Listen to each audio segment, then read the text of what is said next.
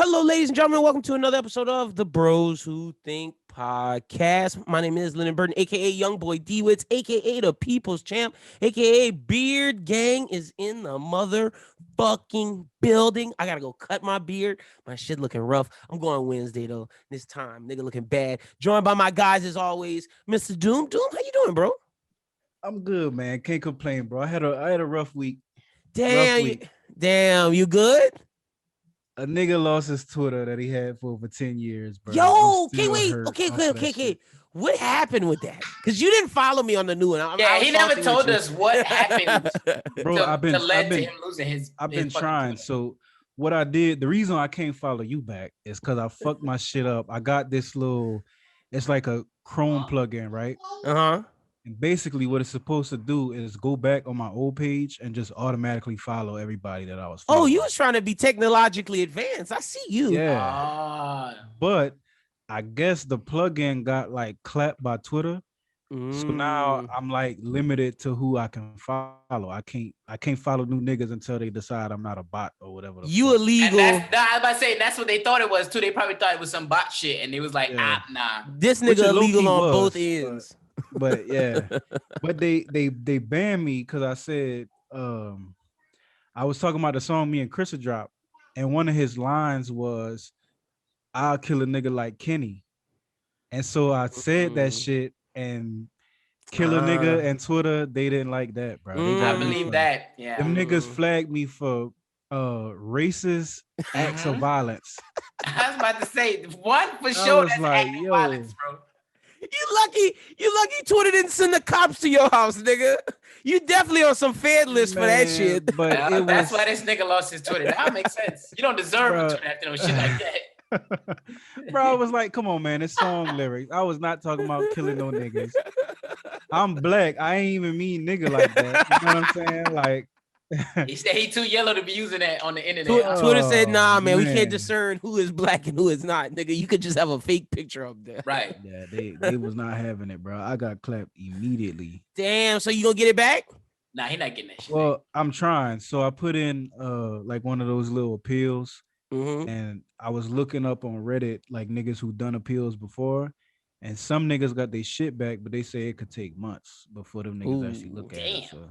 All right. Well, hopefully you get your shit back. I've been rocking with the secondary one. Hopefully I can like build He's about up to get his next one back in summer. Yeah, he might get it back though. Cause I have seen niggas, for example, there's this dude on Twitter who talk anime all the time. His tag, and I don't even know how Twitter let him have this tag, but his tag is Kaizuku nigga. And like his shit was gone for like 5 months. And then 2 months ago, he just randomly popped back. He said, I got my shit back. So but if Twitter can allow that nigga to have a title, his handle be something, nigga, they should have let you got away with what you did. Yeah.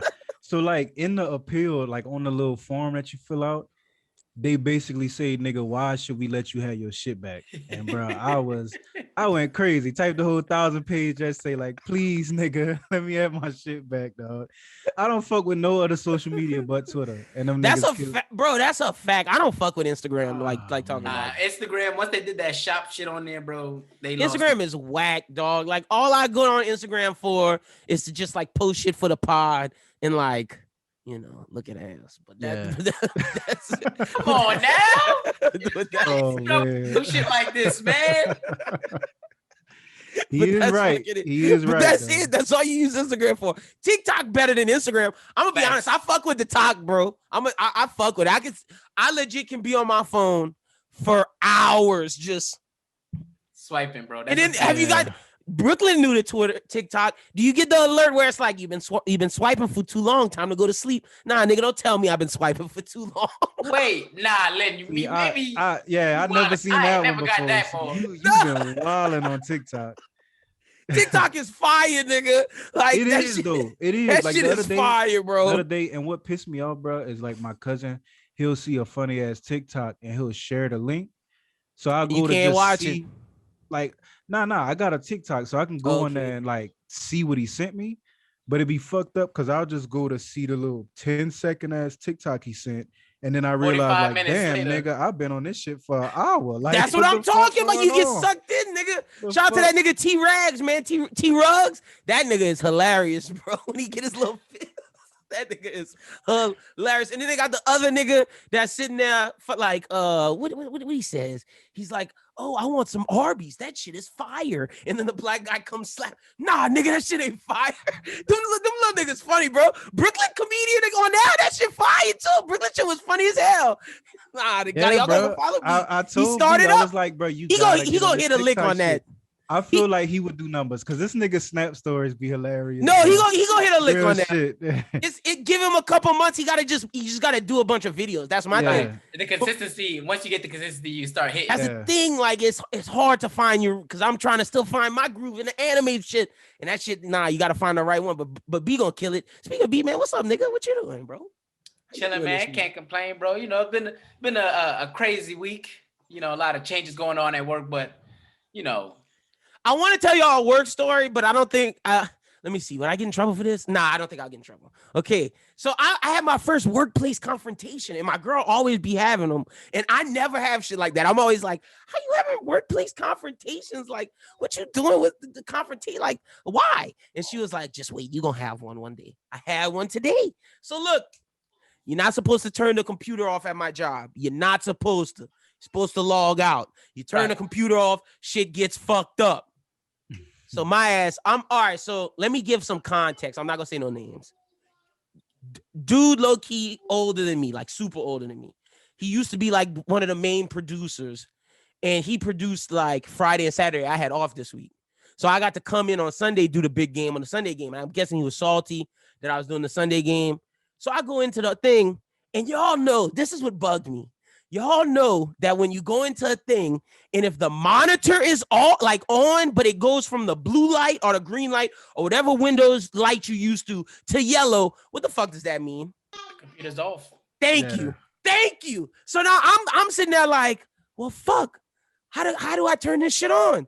And I'm there in time to where I got enough time to put the interview on, to put the coach's interview in, and get my shit going for the pregame. But I allowed myself enough time to where it's like, all right, like I have a system. So like if the computer off, my system kind of fucked up. So I'm frantically like, yo, blah, blah, blah, blah, blah, blah. Dude walk in, oh yeah, what's wrong with the computer? The last nigga who was on it before me. I'm like, what you mean what's wrong with the computer? What you talking about? Computer off. He was like, nah, I didn't turn it off. I was like, huh? It's fucking off. Don't lie to me. You turn that shit off. Like it's okay.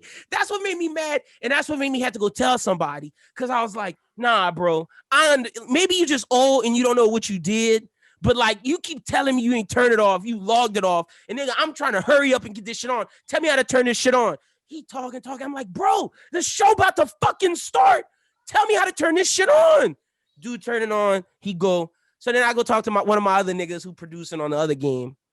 And I'm talking shit. I shouldn't have did this. I'm there talking. And I asked him, so like, who would do some shit like that, you know? And then as I turn around, the nigga walks in looking at me, hearing all this shit. He was like, I'm that person that did that. This big confrontation. And we just going back and forth. I'm arguing about why you turn the computer off, essentially. And then like, yeah. And then it just, I basically ended it because I was like, I don't feel like doing this no more. But that shit was awkward as hell. You know when like you talking about somebody and the person like that's the worst, bro. That's the worst, bro. It ain't happened to me in a while, but it has happened. That's the first time it happened to me in a long time, Doom. And it be so fucked up because when you talking shit to somebody else, you know how you be exactly. Yeah. You put some extra shit on it that you wouldn't have told a nigga straight up. Exactly. But once the nigga hear you, now you gotta stand on that shit and keep that shit. You know what I had to do? I had to stand on it, dude. I couldn't back down in that situation. Yeah, bro, you got to. You got to. Oh shit. I was dying in. Oh man. But yeah, that shit was hilarious today. Brooklyn, you see, let's get into some of the shit we got. Are you excited for Coming to America too? That shit look whack. Not really, bro. I ain't gonna lie to y'all. I ain't even seen Bad Boys, the last Bad Boys, bro. You don't have to. I don't like because I messed up and I seen the Men in Black, the last Men in Black. Shit was trash. And it ruined it for me. So I was like, sorry, Will, I can't let you fuck me up again. So I didn't see Bad Boys, the last one. That's how I feel about the Coming to America 2 shit. I'm like, nah. Doom, you care if I spoil Bad Boys? No, I don't care. I probably look how corny this shit is. And it had some moments, but basically Will end up having a son that worked for the villain, and the son turned on him. But after he done killed 3 niggas, he go to jail, and at the end, Will walk up to the jail like, how about you come team up with me and work with my team? And now you won't be out of jail, but you can come be a cop. And that's how the movie ended. Like, nigga, you not letting nobody go to jail and come be no fucking cop. What's wrong with you, nigga? He killed 5 police people. He killed your chief. Like, the nigga that's Woosah? He killed that nigga. So what you mean? God damn. Yeah, no, that movie was whack. But this one, I don't know. This one don't make no sense to me. When did Akeem could have sex and have another son? That's what bugs the shit out of me. The whole thing is he had another kid in America, but we saw his time in America. Right. Shit don't make no sense. Coming to America 2 makes 0 sense. They saying it happened before, like off screen or some shit that we didn't see. So I'm not hyped for that movie, but I think for that is one of those things. It's like because the first one is so great and classic of a movie, you probably best to just not fuck with it. You know what I'm saying? They shouldn't have. If they would have did this, they should have did it like back when Eddie was in the 90s, like they should have did this a long time ago, back when it would have made sense. But now it's like Eddie just go and tap all his old shit because he got a little juice because Dolomite was pretty good. And now it's just like that's exactly how I felt, bro. I was like, he just trying to not compromise, but capitalize. Yeah, capitalize on his juice right now. That's all he's trying to do. Yeah. So that shit. I mean, it's gonna do numbers in the box office. Facts. If anything, I'm watching it just to see Rick Ross' house. Which one is his house in that? Because his house is supposedly the Zamunda house. Like they got Rick Ross' house all up in there. Rick Ross supposed to be acting in it. So that's the only thing I'm really interested in. That's hard. His house that big, that is the Prince house. That's crazy. You seen it? Like when he bought the house? The old Evander Holyfield house? Bro, that nigga. That shit is huge. Shit was crazy. I see why Evander Holyfield went bankrupt, nigga. You can't afford no shit like that. Yeah. And I see why Rick Ross selling it, bro. Niggas was clowning, bro. That shit is too much. Like that's my thing. When you get super rich, why don't you try to like keep like do niggas not like I guess they don't think like that. You should just invest. Like anytime someone asks me if you get $1 million, what's the first thing you doing? I said I'm probably investing like $250,000 of that mill if it's tax free and I don't have and it's just me. I'm investing like most of that shit and just sitting on maybe like $500,000 just to do what I want to live. Almost you gotta invest a lot. Did some crazy shit with their money, bro. And like even though George Foreman got George Foreman straight. He got the grill shit right. This nigga still got 16 cars. Bro, you got 2 legs. What you got 16 cars? No, George Foreman problem isn't that he got 16 cars. George Foreman problem is he got 16 kids named George. That's his fucking problem. I ain't gonna play with you, bro. I didn't even know that. You didn't know that, dude? I didn't even all know his that. sons That's is wild. named George, nigga. So all them niggas sitting at home like George 1, George 2. He got like 8 of them. What's wrong with that nigga, bro? That's why I couldn't let no sibling of mine, no relative of mine could ever be a boxer. Because I know that we ain't got too much proof for a lot of other sports, but the proof is in the pudding for boxing. These niggas has to be messed the fuck up, bro. Because what in your right mind would make you think I'm gonna keep naming my sons George? Like, that is fact. Yo, that's the one thing I remember when I was younger. My mom and them used to just make fun of that nigga all the time. Crazy, bro. They all crazy. I never knew that shit. That is wild as fuck. Every fucking son is named George, and I don't want to lie and say his daughter is like Georgina, but it's some shit like that, bro. It's some shit like that. Hold on, I'm gonna Google, bro. That shit is crazy because I believe that shit, but crazy. Too much hits to the head, bro. That's what that real shit. CTE is real, bro. That's a fact, bro. That's like, hold on, let me see. If his daughter really name is Georgina, I'm gonna lose my shit right now. Bro, you right. I just Googled this shit and they all George with Roman numerals after that shit. Yeah, bro, you thought we was joking, bro? That's crazy, all his sons' names is George, bro. And what's fucked up is this nigga's son, well, like 3 of them look exactly like him. like exactly like his ass. Yeah, and George the Sixth, who went to jail, looked just like George the Fourth. It's so hard to deter. Like, wait, some of this shit is wild. But no, okay, I wasn't lying. He does have a daughter named Frida and Leola, but he does have like 2 daughters named Georgette. His wife need her ass whooped. I would have told that nigga, sit the fuck down. You're not naming our daughter Georgette. What's wrong with that nigga, bro? But you gonna piss a nigga off with some of the best hands in the world? Nah, that's why he named little kid George, bro. Crazy. The doctors wasn't gonna fight him on that. Oh, the doctor can't say shit, nigga. His accountant who probably was like, bro, this is gonna be a whole lot of legal issues down the road if we name all these kids George. And bro, it's like, gonna be an issue. He was like, nothing, bro, nothing. You got it, bro. You got it. I wonder who taking over the grilling empire. We're gonna have to wait and see which George gets it. Nigga still buying that shit? There's even money left, bro. Niggas still buying that. I still got one. I don't use it no more, but I still got one. Yeah, I know they was hot at like one point. Them shits was fire in the early 2000s. Yeah.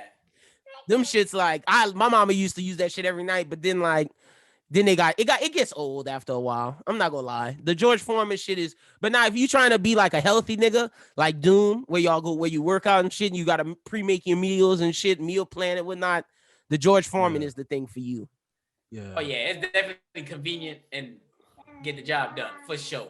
Facts, 100%. I had one whenever I was in the military and I lived in the dorms. Like we ain't had no stove or nothing, so I just went to go cop a George Foreman to cook some shit up. Easy college appliance, easy appliance for things like that. Did you use cause see, in my dorm they wouldn't let me, but niggas still had it. Did you use the hot plate shit, nigga? Hell I thought niggas was real. Nigga, I got in trouble one time because like it was a rule like you couldn't have none of them shits, like no hot plates, no George Foremans, and they would do like inspections and shit. Ooh. But they would allow you to have like one little closet where you could put a padlock on that shit and you hide all your shit. Like, so I would put all my shit in there. But it was a Sunday morning, nigga. I got up, bro. I was like my mama in that bitch or something. I had the Frankie Beverly playing and shit. Nigga was whipping up breakfast. Nigga, I had the eggs, bacon, all that shit going crazy on the hot plate. My fucking roommate smelled that shit and told on me, bro. Little nerdy ass white dude, nigga told on me. That's knocked on the door. Worse. They knocked on the door, bro. I tried to hide that shit, but it smelled like fucking IHOP in that motherfucker. Oh, I'd have been hot. Oh. I got in trouble like a motherfucker, bro. They walked in there like, bro, I know you got this shit in his back. Yeah, no, I'd have been hot. I'd have been hot. See, and it was still smoky in that bitch. You couldn't hide it. You couldn't hide it. The closest thing I had to some shit like that, and when I was at Millsaps, nigga, I had a toaster oven, but I couldn't use like, because you could have brought a microwave, but I was like, fuck that, we got a toaster oven. So that's the only thing like that I had. But I did get caught in that bitch for having alcohol in our room, because you wasn't supposed to have that shit now. Nigga, that shit was miserable. And then it was alcohol, and this nigga had his, I'm not gonna say his name, but my roommate had his vaporizer, and this nigga was day one, nigga. Day one, I'm talking to my girlfriend. This nigga chiefing on the vaporizer, got his bottles on the dresser, not even hiding his bottles. Security come, he thought he was slick and thought they couldn't smell it, but them niggas could smell it. Security come as I'm walking in, and I'm like, yo, what the fuck? This nigga got caught up, and me and him got to sit outside our dorm. Everybody still moving in, nigga, and me and this nigga outside with security. This nigga got caught up on the first day? First day, nigga. I have never heard of it. Literally, nigga, my mom left, and not even 2 hours after my mom left, this shit went down, nigga. I was hot. That's crazy. And then I got in trouble because they said, oh, you should have snitched on him. What you mean, snitch, nigga? I'm talking to my girlfriend outside. What's wrong with you? Yeah. And I wasn't gonna snitch on him anyway. Like, nigga, do you? Like, that's crazy, bro. Like literally first day. I never got no like real trouble like that. But I used to have alcohol in my shit, which was cool because I was over 21. But they had this rule where like, because the way our dorms were set up, it was like I had my room. It was the bathroom in the middle that was connected to another room, so it was like a little suite. And the rule was, even though I was 21. Since my suite mate was only like 19, I couldn't have shit. But I was like, man, I'm 21. I'm keeping my shit. I don't even G with this nigga. I don't ever see him. I don't know him. Like, fuck him, bro. And I bought the bottles and that. I was so close to getting caught one day, bro. And that would have been bad because, like, in the military, that was like you get kicked out for some shit like that. Oh, they don't play with that shit. See, that's crazy because I see all my niggas that's in the military right now on Snap, and all them niggas just be doing is getting tore up from the floor up. And I don't know. That was me. And that's like that's even before they 21. And that's what I'm saying, Brooklyn. I saw niggas that I know that was not 21 on that nigga thing getting tore up from the floor. They do it. Trust me, nigga. Like my whole first 2 years being in was just a constant. I was drunk the whole time. I could believe it. Because nigga would wake up at like 6 a.m. to do PT. Nigga had to run 3 miles hungover like a bitch. I'd be throwing up on the track and shit. Niggas wouldn't give no fucks either, bro. They'd be like, yeah, nigga, you want to drink? You got 2 miles left, nigga. Keep running. Oh, see, now that's the thing about the military I couldn't fuck with. That because even after you do basic, don't you still have to wake up and still do that running shit, nigga? Yeah, bro. Yeah, see, nah, nigga, fuck that, nigga. We just did basic, nigga. I'm in shape. Fuck you, nigga. But niggas would get out of shape bad, bro. Like if you let them, you know what I'm saying? Like if you wouldn't force niggas to work out, niggas would get fat on you, bro. I could believe it. Like, keep in mind, like not everybody is like the 18-year-old nigga that just joined out of high school. Like that's. But you got like the higher ranking niggas that's like 35. They start getting that dad bod, that pot belly. Yeah, they ain't having too many that. beers. Yeah, I don't look. I don't blame the military. They got to keep them straight. Brooklyn, you ever went through some dorm escapades at UL, nigga? Because I know them UL dorms was wild. Well, I got the luxury of I was staying with a lot of the football players. So, like, we knew if something was about to happen, and we already had the heads up. Like, I was one of the niggas that had liquor. So, like, my dudes, like, it was like a lot of tight ends was like lived next to us. So, like, Matt Barnes opened the door, be like, yo, bro, hide the licks. Bet, bro. Bet. Say less, bro. You was in the door with that nigga. Oh, you bro, I'm telling you, bro, as I'm saying, I got all the licks in my book bag, and I'm out the door, bro. I'm out the door. I'm walking down the street. I'm walking down University to my nigga's house that he lived right on the corner. I'm like, I bet, bro. I got all the licks in my book bag. You lucky. When I came back to UL, nigga, I thought everything was sweet, cause I didn't live at the dorm, nigga, and I was just walking in, and it was like, oh, you gotta check in, buddy. I'm like, I'm going to see this girl. Yo, was like, oh, you can't do that. She was like, you were supposed to sneak in. I was like, wait, what? Nigga, I was mind blown that them niggas had to do that, because there's one dorm on UL thing where like, nah, niggas can't be in after a certain time unless like you sneak in. I think that's that one by the Chick-fil-A. I'm pretty sure. Yeah, by the student union shit. Yeah, wait, the all-girl joint. The all-girl joint. I can't think of the name of it, but the all-girl joint, yeah. That shit was crazy, bro. I ain't even tried that shit. If she tell me she live over there, I'm like, yeah, you coming to my dorm. I ain't doing that. I tried doing that. It worked after a while, but like the first time, I was like, nah, man, that shit is tragic. But crazy little segue we went on. Yo, Brooklyn saw it. Yo, what y'all thought about that man that fucked that dead rat? That's wild, bro. That nigga need his ass beat. That nigga need his ass a special beat, place bro. in hell for sick people like that. I had to bleach my eyeballs. My girl was mad I showed her that. I was like, I had to see it. You she should be, bro. But I get it from your perspective. Like, if I gotta see it, everybody gotta see it. That's a fact. I showed it to everybody, nigga. I get that. Yeah. It was like a sock. That nigga used the rat body like a sock, nigga. He was just jerking off into that. Never, bro. I've never seen. Like, bro, you could have caught something, bro. Facts. That seemed like a good way to catch something. Yo, he definitely got some bacteria in his shit. Like legit. Oh, man. Can you imagine having to go to the doctor telling them that you got rabies because she was fucking a rat in his mouth? Crazy, bro. Or was it in his ass? I couldn't tell which way it was. I was scared to look. And I didn't want to like zoom in to see, because like I didn't want to like really know. But like I don't know if it was his mouth or if he was fucking a rat in the ass. I don't know. I don't know.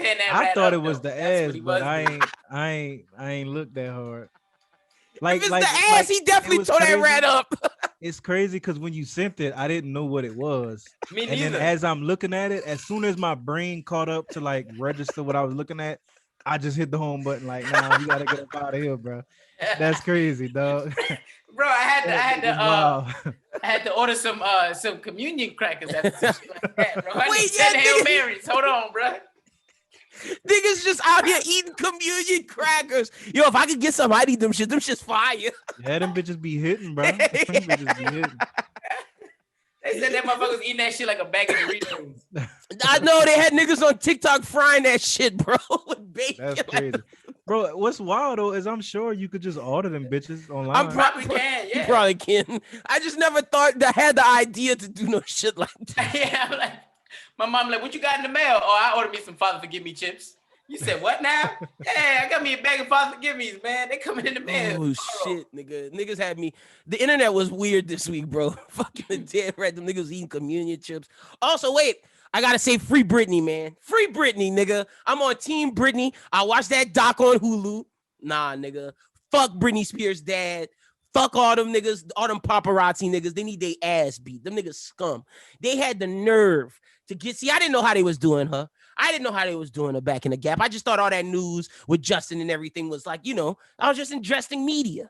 Right. They did her dirty. They literally smeared her name. She didn't fuck Justin. Justin lied. Like Cry Me a River. I don't know if I can listen to that song no more, bro. That nigga was being a nigga. Hey, I'm sorry, bro. I fuck with Britney. I respect what she got going, but that's a classic. I ain't stop. We can't stop jamming that one, bro. That one's a fucking classic. It is, but dude, the meaning not the same, bro. Like I didn't realize it was about her. It is. It's 100% about her, and he lied. Like if you go watch that Britney Spears doc, I promise you're gonna feel different. Cause that shit fucked me up. Cause like she ain't asked for none of that, bro. Like they did her dirty, and then all the paparazzi niggas just taking all them pictures and shit, and then that's why she beat their ass with an umbrella, and then they got mad. Like you can't get mad at her for that. Does that make you feel like Kanye and Kim have a point about being so like, off put by the media, like the paparazzi? Yeah, they definitely do, because they be doing too much. Like TMZ and all that shit, they be doing too much. Like that's like as someone in the media, like I'm not doing no shit like that. Like that shit is crazy. And like we talk about morally, they be fucking scum, bro. They scum. And like the fact is they make the excuse like, oh yeah, we didn't drive Britney crazy. What are you talking about, bro? You had cameras in that bitch face everywhere she went. Like, what's wrong with you? She couldn't even go to the Chevron without having 16 niggas take pictures of her, asking her where her kids at. Like, y'all the reason why she went crazy. Like, nah, nigga. Bro, like that's like 99% of celebrities. And like even people that's like B-list niggas, that's not even like crazy. And she was like on top of the world too. Like I didn't realize how big she was. Like I knew how big she was, but she beat out, did y'all know she beat out Lauryn Hill? Like her first album beat out the Miseducation on number 1. I didn't know that. That's wild. That's how big Britney Spears was. That's crazy. Yep. Lauryn Hill was number 2, and that's and on the like the top 40, and Britney Spears passed up. I didn't realize how big Britney was, man. And because I had that album, that first one, the Oops I Did It Again joint, that shit was hard. So that's wild, bro. But could you imagine that shit, bro? That's the first one. Oops, wait, no, is it? Wait, no. I'm trying to figure out why you had it. Bro, I was a little kid. Ain't nothing wrong with casually bumping it on the radio. Bro, I had the CD. You physically had the CD. Look, now, don't get me wrong. Wait, it wasn't even his first CD. It wasn't even a CD. About Sierra and Britney Spears. It wasn't even a CD. It was. Let me tell you how. Show you how young I was when I got it. It was a cassette. I had the cassette in the cassette joint, and let me show you. Look, I had that cassette, the NSYNC cassette, and then the fucking what the fuck is this nigga name? Fuck, I knew. Don't say Ricky Martin, bro. That's what it is. Living La Vida Loca, nigga. That I can your music taste was just terrible. That's what it was. Yeah. He needs a Father forgive me chips right now. Father forgive him. Father forgive young Lynn, but he knows not what he does. But let me say, when my pops played Get Rich or Die Trying, that changed my life. I'm glad. That was one of the first CDs I ever bought. Changed my fucking life. Like real nigga shit. What's the first rap one I bought? Trying to think, because I didn't buy that. I jacked his. The first, and this don't count like all the cassettes and shit that I had, but I think the first rap CD that I ever bought was Bow Wow first album. Oh, I had. Don't clown me, but I was like, a fan of that nigga. As much as we clown Bow Wow for being corny now, we all capping if we ain't think he was one of the. Oh, Bow Wow's the man, bro. Bow Wow was the fucking man. And then Bow Wow Unleashed, nigga, I had that shit. And then I remember I had the fucking Soulja Boy Tell 'Em joint. The first one, that shit was my shit. But the real first CD that like I really loved, I got on Christmas for Christmas. And the crazy thing was, the album, Nicki Minaj had like a Jiminy Cricket line. It was the Young Money album, nigga. Oh, okay. I remember Like, getting that album for this? Christmas. That shit was fire, nigga. That was one of my favorite albums, the We Are Young Money. Cause in what song is that? I think it's Finale. She's like, I'm climbing up the chimney, like fucking Jiminy. She said some shit like that. Know what line yeah, you know what I'm talking about. It was on Christmas, and I'll never forget that. That shit was crazy. But the first shits I had, Ricky Martin, NSYNC, and Britney Spears, nigga. Free Britney. Fuck Britney daddy. I can't wait till Britney do a story. I wouldn't be alleged. I'm saying this because Britney Spears daddy don't come sue us. I wouldn't be surprised, allegedly, if Britney Spears daddy either beat her mama, beat them, or did some sexual shit. I wouldn't be surprised. I would not. Allegedly. Allegedly. One more time, just in case. Yeah, definitely allegedly. But I think niggas like that, bro. He might not be fucked up in the head like that, but it's some people who don't like know how to draw the line when it come to like they see an opportunity for some big money. You know what I mean? It's the same way like you see those fucking parents that notice like, oh, my kid is athletically gifted. Yeah, we gonna ride this nigga ass from when he. I hate that shit, bro. To make sure he make it to the league because we gotta get this money. And you're right. I know people like because I don't know if you know. I don't know if this happened when you played Pee Wee or anything like this, but I remember at Pee Wee in New Iberia on my team. They had this dude, his name was KJ.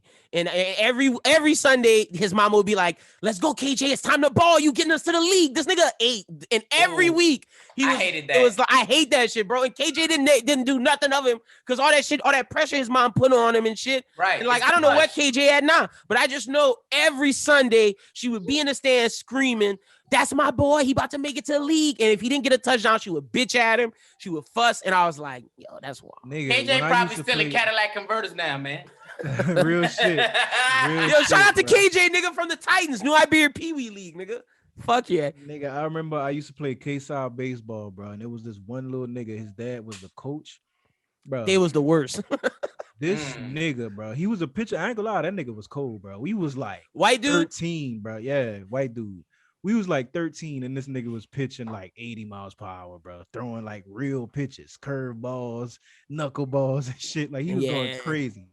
But this nigga dad was nuts, bro. We would be practicing, and like we would do like a little scrimmage type situation. And if he go overboard, walk somebody, bro, he was ready to beat this nigga ass in front of everybody, bro. Like you could tell all the other parents were scared as fuck. Uncomfortable. I'll be looking like, yo, what's going on, bro? Because like when you a kid, you just see you don't know, you don't know. So you think this nigga about to go crazy on you. You know what I'm saying? So I'm like, what the fuck, this nigga? Bro, crazy, I hated playing with coaches' sons, nigga, because like granted.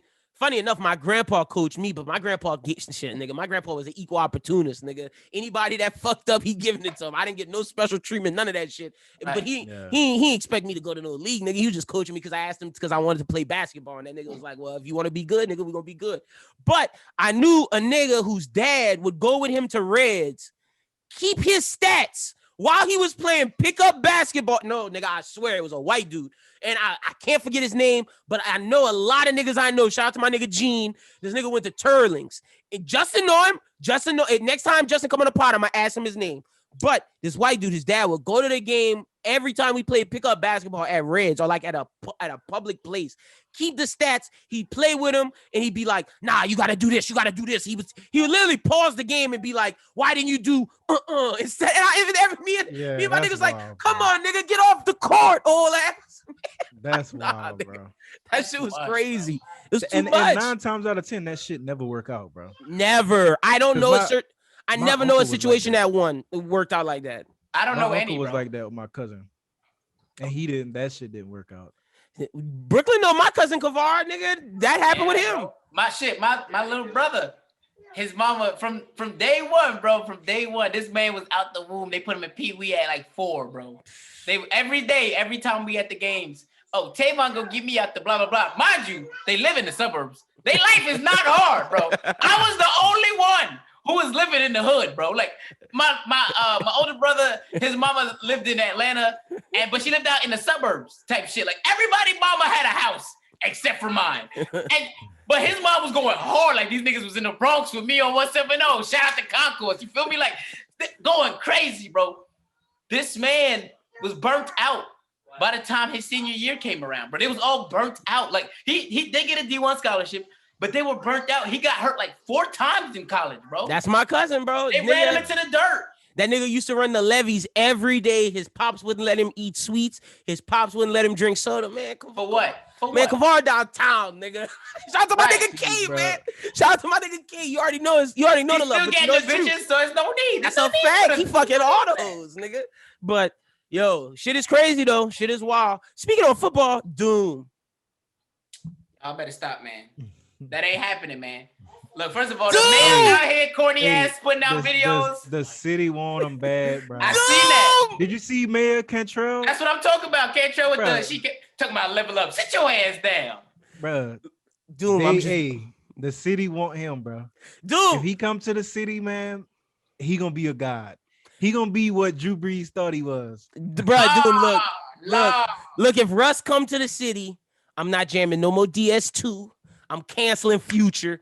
For good. It's Russ, nigga. It's Team Russ, Team Sierra. Fuck that nigga Future. If Russ come to the New Orleans Saints, I'm done with Future Hendrix. I'm not jamming What a Time to Be Alive no more. I'm done with DS2, Monster, all that shit. Throw it in the dirt. We got Russ, nigga. So you selling your soul to the devil just in case. Let me just clarify that you are selling your soul to the devil if he comes to the Saints. I'm just saying, I'm not jamming no more Future. That's all I'm saying. The only thing is, though, bro, is if it's one thing about this nigga Drew Brees that I know, is he take his legacy serious.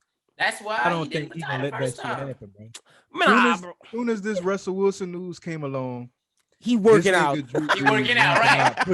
Pushing the sled up a hill in the neighborhood and shit. Like, now he in the parking lot. Go to your fucking house, nigga. We don't want you no more, nigga. Go to your house, make them nasty ass red beans. Get the fuck out of New Orleans, nigga. Get the fuck out of Louisiana, nigga. Go back to San Diego. Some canned beans in a skillet, my nigga, with some bay leaves on top. Man, it was the bay leaves for me, bro. Them shits was like this nigga was for me, nigga, for over a decade, my nigga. And that's the red beans that he came up with. Say, my brother, I know you can afford the pot. I know he can afford the pot. That nigga got Bush's red beans, nigga. Bush's red beans. You're not supposed to use Bush's for nothing but baked beans. That nigga got Bush's red beans. I'm just surprised he had the balls to post that shit. Crazy. He should have known that was coming, bro. It's time for him to go, though, nigga. It's over with. Bye. Adios. Russell is coming, nigga. Nah, nigga. He coming back. Leave. We don't want you to hear. It's Breeze 2021 into 2022. I'm so happy Mayor Cantrell posted that just to let him know what time it is in the city, nigga. We done with your ass. Bad.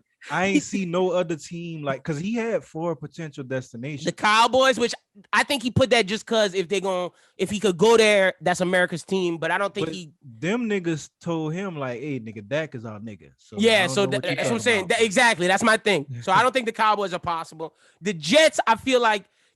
I'm putting it on the list because my girl want to go to New York, but I don't really want to go there. But I'm gonna just put that on there so when it leak, my girl see I tried. That's what I think that is. Probably I could see that. Sierra, I'm trying because I only remember the Jets and the Cowboys. Yeah, the Jets, the Cowboys, the Saints, and the Bears.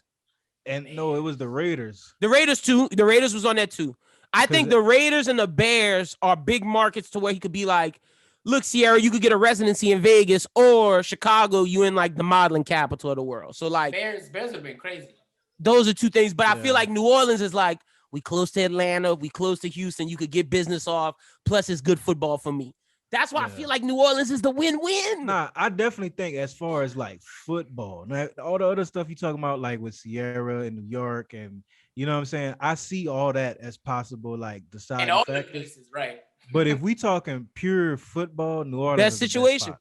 Facts, best spot. And that's not even a biased situation. Like I know I'm biased when it comes to the I don't know. I think the Chicago one is a good argument. That's number 2.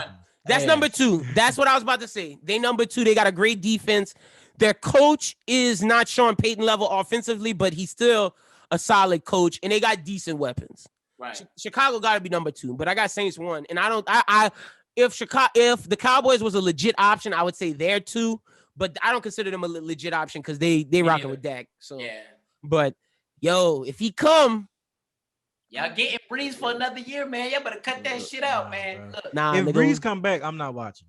Yeah, me neither. Back, bro. Y'all gonna watch. Cause like I'm fucked up in the head, bro. So when I watch sports, I get way too invested. Same. It is February 28th, 2021. here I do declare that y'all is capping.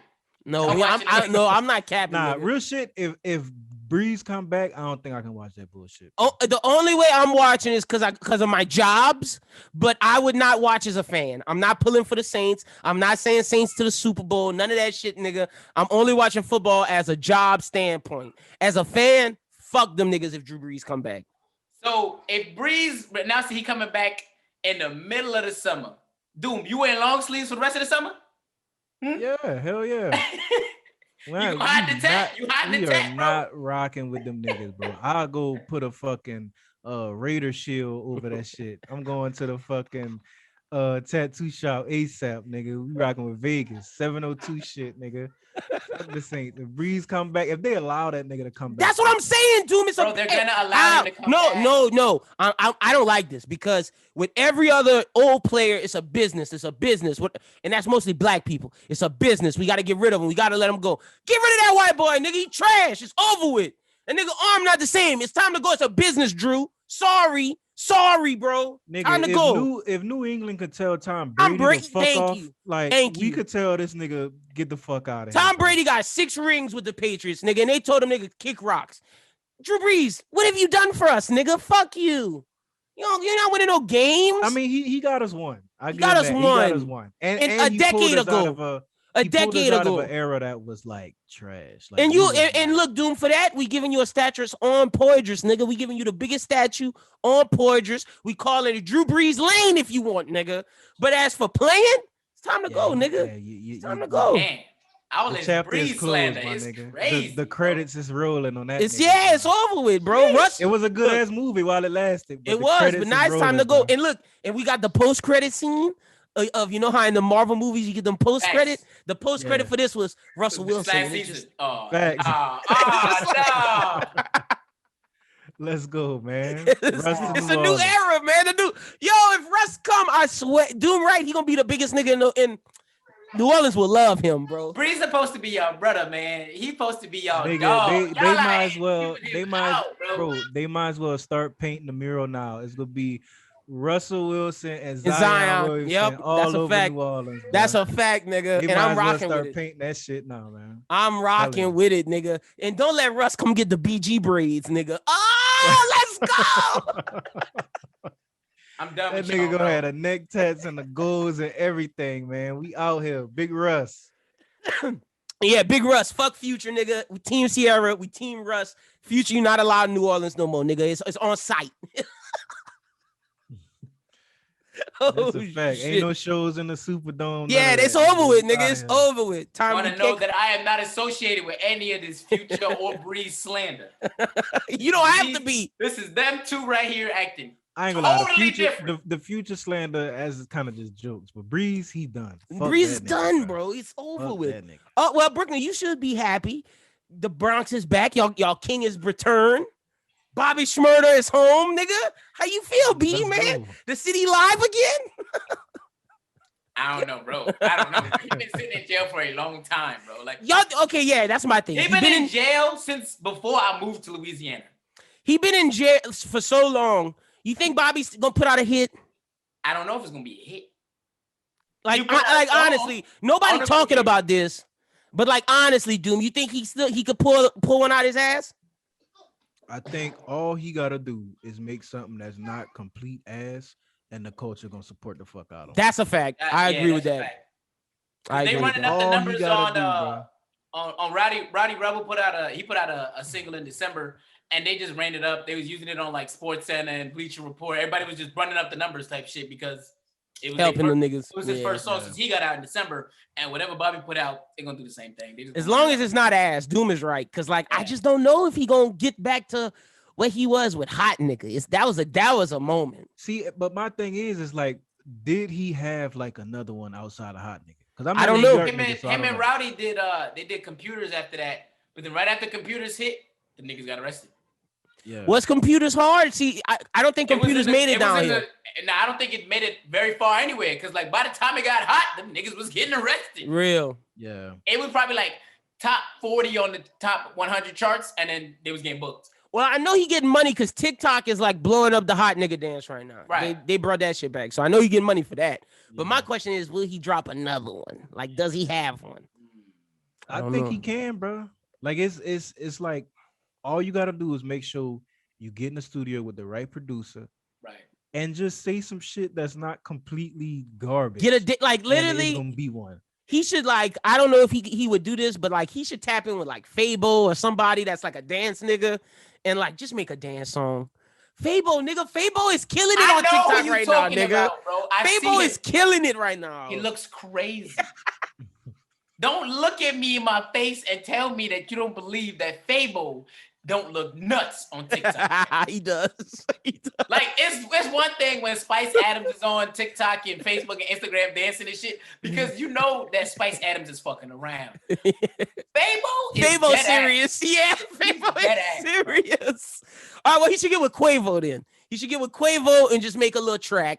And then with that nigga. I think Quavo helped pick him up, right? Yeah, Quavo said, "Fuck all you niggas who hating. I've been rocking with Bobby Shmurda gang, nigga." Yeah, I seen that. We're gonna see, but you know, good for Bobby. I'm glad he home. Good for Roddy and all of them. I know 6ix9ine sick. He's sick. Yeah. What's crazy, bro, is I really feel like that nigga. He one of them niggas that he's so caught up in doing what he doing that he don't give a fuck that he the most hated nigga. Oh no, he loves it. Numbers. He doing more numbers than majority of. I don't even know if he's still hated anymore. We don't even care no more. Like I don't even know if the hate is at that same level. And that's what I think he don't like. The fact that people aren't, because he does love being hated. I think he doesn't like being not talked about. Yeah, that's what he don't like. Yeah, like I think I looked on his page the other day and I was like, damn, this nigga grew a beard. Like I hadn't checked him in so long that the motherfucker he grew a whole beard in the last time that I saw him. Shit when I saw that, I was like, yo, I didn't even know that nigga had that. Same. And I just noticed because he just keep talking about King Von and being dead, nigga. That shit is so disrespectful. Yeah, like, see, and bro, I was definitely one of them niggas like when the little rat and shit first happened, which I still stand on that. I was like, nigga, 99% of niggas in that same situation is telling to. Like, that wasn't enough to make me be like, I don't ever want to fuck with him again. It's all them little extra shit, like you talking on people dead partners and stuff like that. That's the part. That's where he lost me. I'm just like, yeah, it's so bad. Like, why are you doing that to them people, man? Especially with Dirt, where Dirt went through a stretch where he been losing a lot of his niggas, and that's traumatic for anybody to lose somebody. You know what I'm saying? I don't give a fuck how to lose one person, or like, you know what I'm saying? Like when your friends are dying, my nigga, like, and all of them legitimately close with in real life. Like, that's gonna fuck you up. Is hard and traumatic for everybody, and then this nigga get on that just talking crazy. You know what I'm saying? Like, come on, dude. That's why I'm like, Lil Reese, why you do? That's why last week I was like, why is Lil Reese meeting with this dude, but he talking shit on Lil Reese dead homies? Like he do it to everybody. Like it's just weird to me. But like, you know, Bobby showed how you could do it. So shout out to Bobby. The final thing we got really is Kyrie said, and this was interesting. I want to see how y'all feel about this. I talked about this on the radio, and I'm gonna give my take second. Kyrie said that we should change the NBA logo to Kobe. How y'all feel about that? I'm with it. I'm all the way with it. Y'all with that? I think it's Jerry West, right? It's Jerry West, yeah. I think he'd be with it too. I'm not with it. I'm with changing the logo, but I'm not with changing it to Kobe. So what would you want to change it to? I just feel like I don't want us to. And don't get it twisted, I love Kobe. I love the Black Mamba, but I feel like that's something because he just died that we are doing. And I feel like there's other NBA players that would be better suited to be the logo than Kobe. And in terms of like who? I think the two people I have in mind is Jordan or Kareem. Kareem has a legendary shot that is iconic, and he's the biggest winner. The logo be the hook shot, or you do Jordan, nigga, the jump man. The jump man is no, bro. You can't do the jump man? No, bro. All right, do the shot, nigga. And I see the jump man is you see what I'm saying? Come on, Doom. Like the jump man is his own thing now. It's completely broken off from the NBA, and one could argue that the NBA could buy it.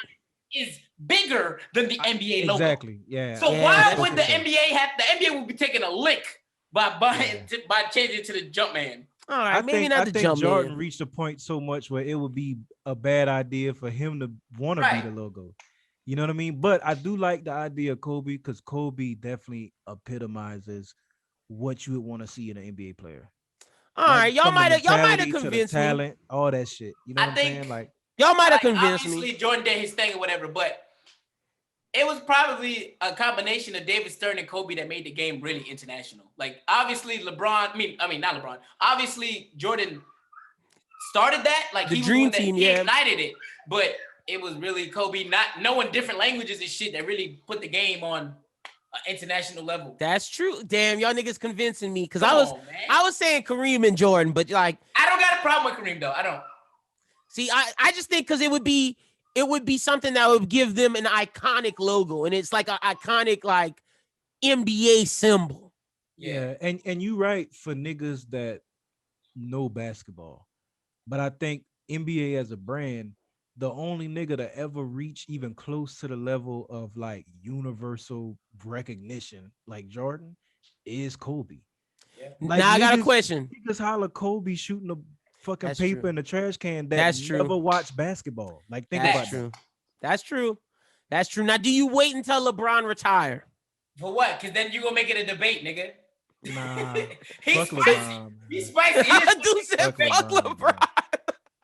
Because I think LeBron doesn't want that. Yeah, I don't think LeBron wants that either. I think LeBron is like what y'all saying, like Jordan is bigger than being the NBA I'm logo. bigger than that shit at this point. At this point, bro, it's literally you think about Jordan as Jordan. You think about LeBron as LeBron. You think about Kobe as Kobe. A lot of these other niggas, you just think about them as NBA players. That's true. That's true. All right, y'all might have convinced me. Even if LeBron wanted to, I still stand on I think LeBron is the most talented basketball player to ever play. I agree. But when it comes to like him as a nigga and representing the NBA, like if you put him on a logo, all that flopping bullshit, the crying bullshit, that ain't no NBA mentality. Kobe was never having none of that bullshit, man. Put Kobe on there. Kobe was a real nigga, a killer. All right, y'all. All right, I might be on the Kobe bandwagon. I just didn't want us to do something just because he died. And like, I'm a Kobe fan. I get that though. I get what you're saying. Like you ain't just I just want us to flowers now that he dead. I get it. Let's fully discuss it and like let's really see like if we're gonna change it. Like let's talk through because like I feel like let's put a panel of players. People. Like because I feel like the way Kyrie said it, he was like Black Kings made this league, blah blah blah. It's this generation, but I feel like I agree with you, Kyrie, but you can't sleep on the old niggas that came before Kobe. Like that's all. I just want them niggas to get their shine. That's all it is, and their opportunity to get it. That's all I'm saying. I agree with that. I still think that Kobe was even before he died, niggas looked at him as a GOAT. Like, no, that's facts. You know what I'm saying? Like he's the NBA player's favorite player. Like so, it don't matter what the media people say. Like the NBA niggas say he the best, so you gotta go with the NBA niggas. But that's all we really got this week. All right, we got an interview coming up after the song of the week with Bandoxoxo talking about his 2 new projects. Y'all be sure and stick around for that. But Doom, tell the people they can follow you on social media. See, now y'all gotta follow me at my new spot. Oh yeah, you know we got a new spot. You definitely gotta promote that. Yeah, this gonna plug me in, please, niggas. Y'all follow me, bro. Doom_SJE, man. Y'all definitely gotta go follow Doom now. It's time. Brooklyn, tell the people they can follow you on social media. You can find me on all social medias. That's now including TikTok at Where Brooklyn. That's Brooklyn with a Q, not a K, baby. That's for marketing purposes. Because we are not trying to get sued. All right, I saved this for the end because I don't want niggas to say we jacking TikTok, but I do want to play this game real quick. All right, I'm gonna think of somebody. I'm gonna give y'all, and don't worry, Doom, because I know you got to get up out of here. It's only 30 seconds. You got 30 seconds. I'm gonna give y'all each 30 seconds to guess the person that I'm thinking of. I'm gonna say it's a famous person, obviously. All right, you got 30 seconds, and we're gonna see if y'all could get it fast. This is called Guess the Celebrity. All right, let's see who want to go first, nigga. I got the clock. 30 seconds. All right, Brooklyn, you look like you ready. All right. Yeah, you got it. All right, so you can ask questions to figure out who we talking about. All right. 30 seconds on the clock. Go. You just got to start asking me questions, nigga. Oh, my bad. I'm gonna restart it. Hold on. I'm gonna restart it. All right, go. Are they black or white? They're white. Okay. Celebrity as in actress or movies or athlete? Movies. Okay. Male or female? Male. All right. Shit. You got 10 seconds. Fuck, bro. I'm dying here. You dying. You got 2 seconds. All right, what's your guess, nigga?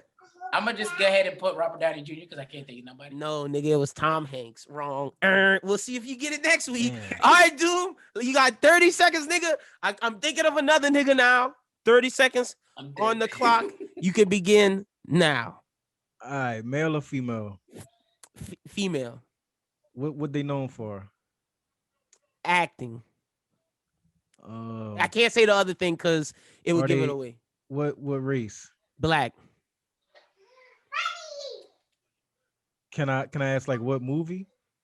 You could guess a movie and I'll say yes or no. Shit. Fuck. Damn, I don't know. Are they married? Who they married to?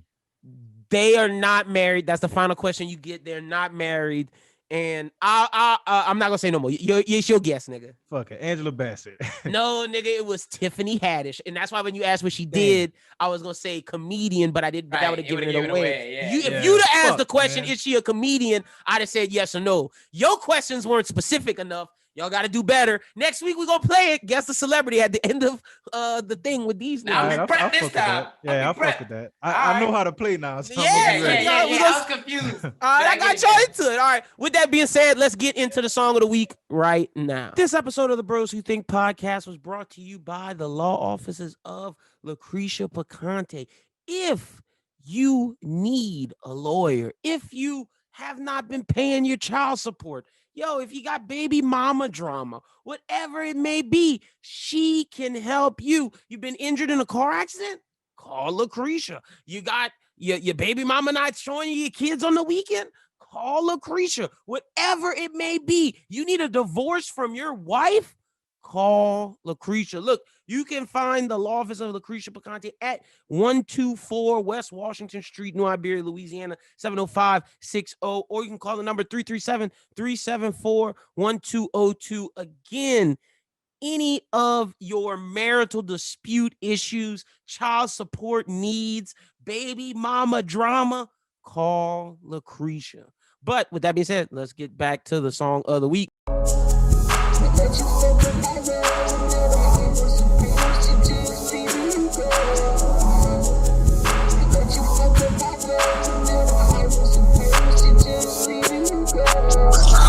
That's why I was able to just say what I said. I knew what situation it was, and that was the first words in the situation when I told y'all, I'm not trying to marry y'all because I can't fuck with y'all. Because at the end of the day, I'ma just end up being just like that. You know? Yes, all on you, cause it ain't on me. All on you, cause it ain't on me. Yes, all on you, cause it ain't on me. All on you, cause it ain't on me. Yes, all on you, cause it ain't on me. All on you, cause it ain't on me. Yes, all on you, cause it ain't on me. All on you, cause it ain't on me. Yes, all on you, cause it ain't on me. Fall in place when I play this piece. And I've been so cold cause it's in my jeans. Been on go, but it ain't low key. Been my own trying to pick up things. Hold my heart cause I'm missing you. Hold my own and defend my G's. All been told that we ain't a thing. I can't hold on to this pain. When these bitches hit my phone, I might need to go insane just to get up to these goals. And I'm Kobe with that range. I got demons in my soul. When I ice up on these chains, I'ma be like, who's out with this gold? Getting that bread full of that mold. Just turned 19, but I feel so old. Like I've been here before. Fuck all these hoes. Stay on my phone. They fuck with my pose, but we gotta go. I'm on my own. So low, low. Keep my cold, get it too high, cause it be too cold when I'm alone. Yes, all on you, cause it ain't on me. All on you, cause it ain't on me. Yes, all on you, cause it ain't on me. All on you, cause it ain't on me. Yes, all on you, cause it ain't on me. All on you, cause it ain't on me. Yes, all on you, cause it ain't on me. All on you, cause it ain't on me. It's all on me, cause it ain't on you. Get a new bitch that'll change my mood, but I'm killing myself when I drink that juice and I pop them pills. You should feel brand new, like it ain't no me that change myself. Better my blues just to best my health. Paying my bills and I've been grinding. When I'm in the hills, I ain't trying to come for you, you ain't come for me. Sing the same tune, but it's in the wrong key. Yeah, we the same beats, but it's still the wrong breed. Yeah, beat my beat, ain't nothing free. Surgery for my heart like bleed. Murder me, got arm on me. And I'm beat me and I lean like Ricky. Got another IB in my street. Yes, all on you, cause it ain't on me. All on you, cause it ain't on me. Yes, all on you, cause it ain't on me. All on you, cause it ain't on me.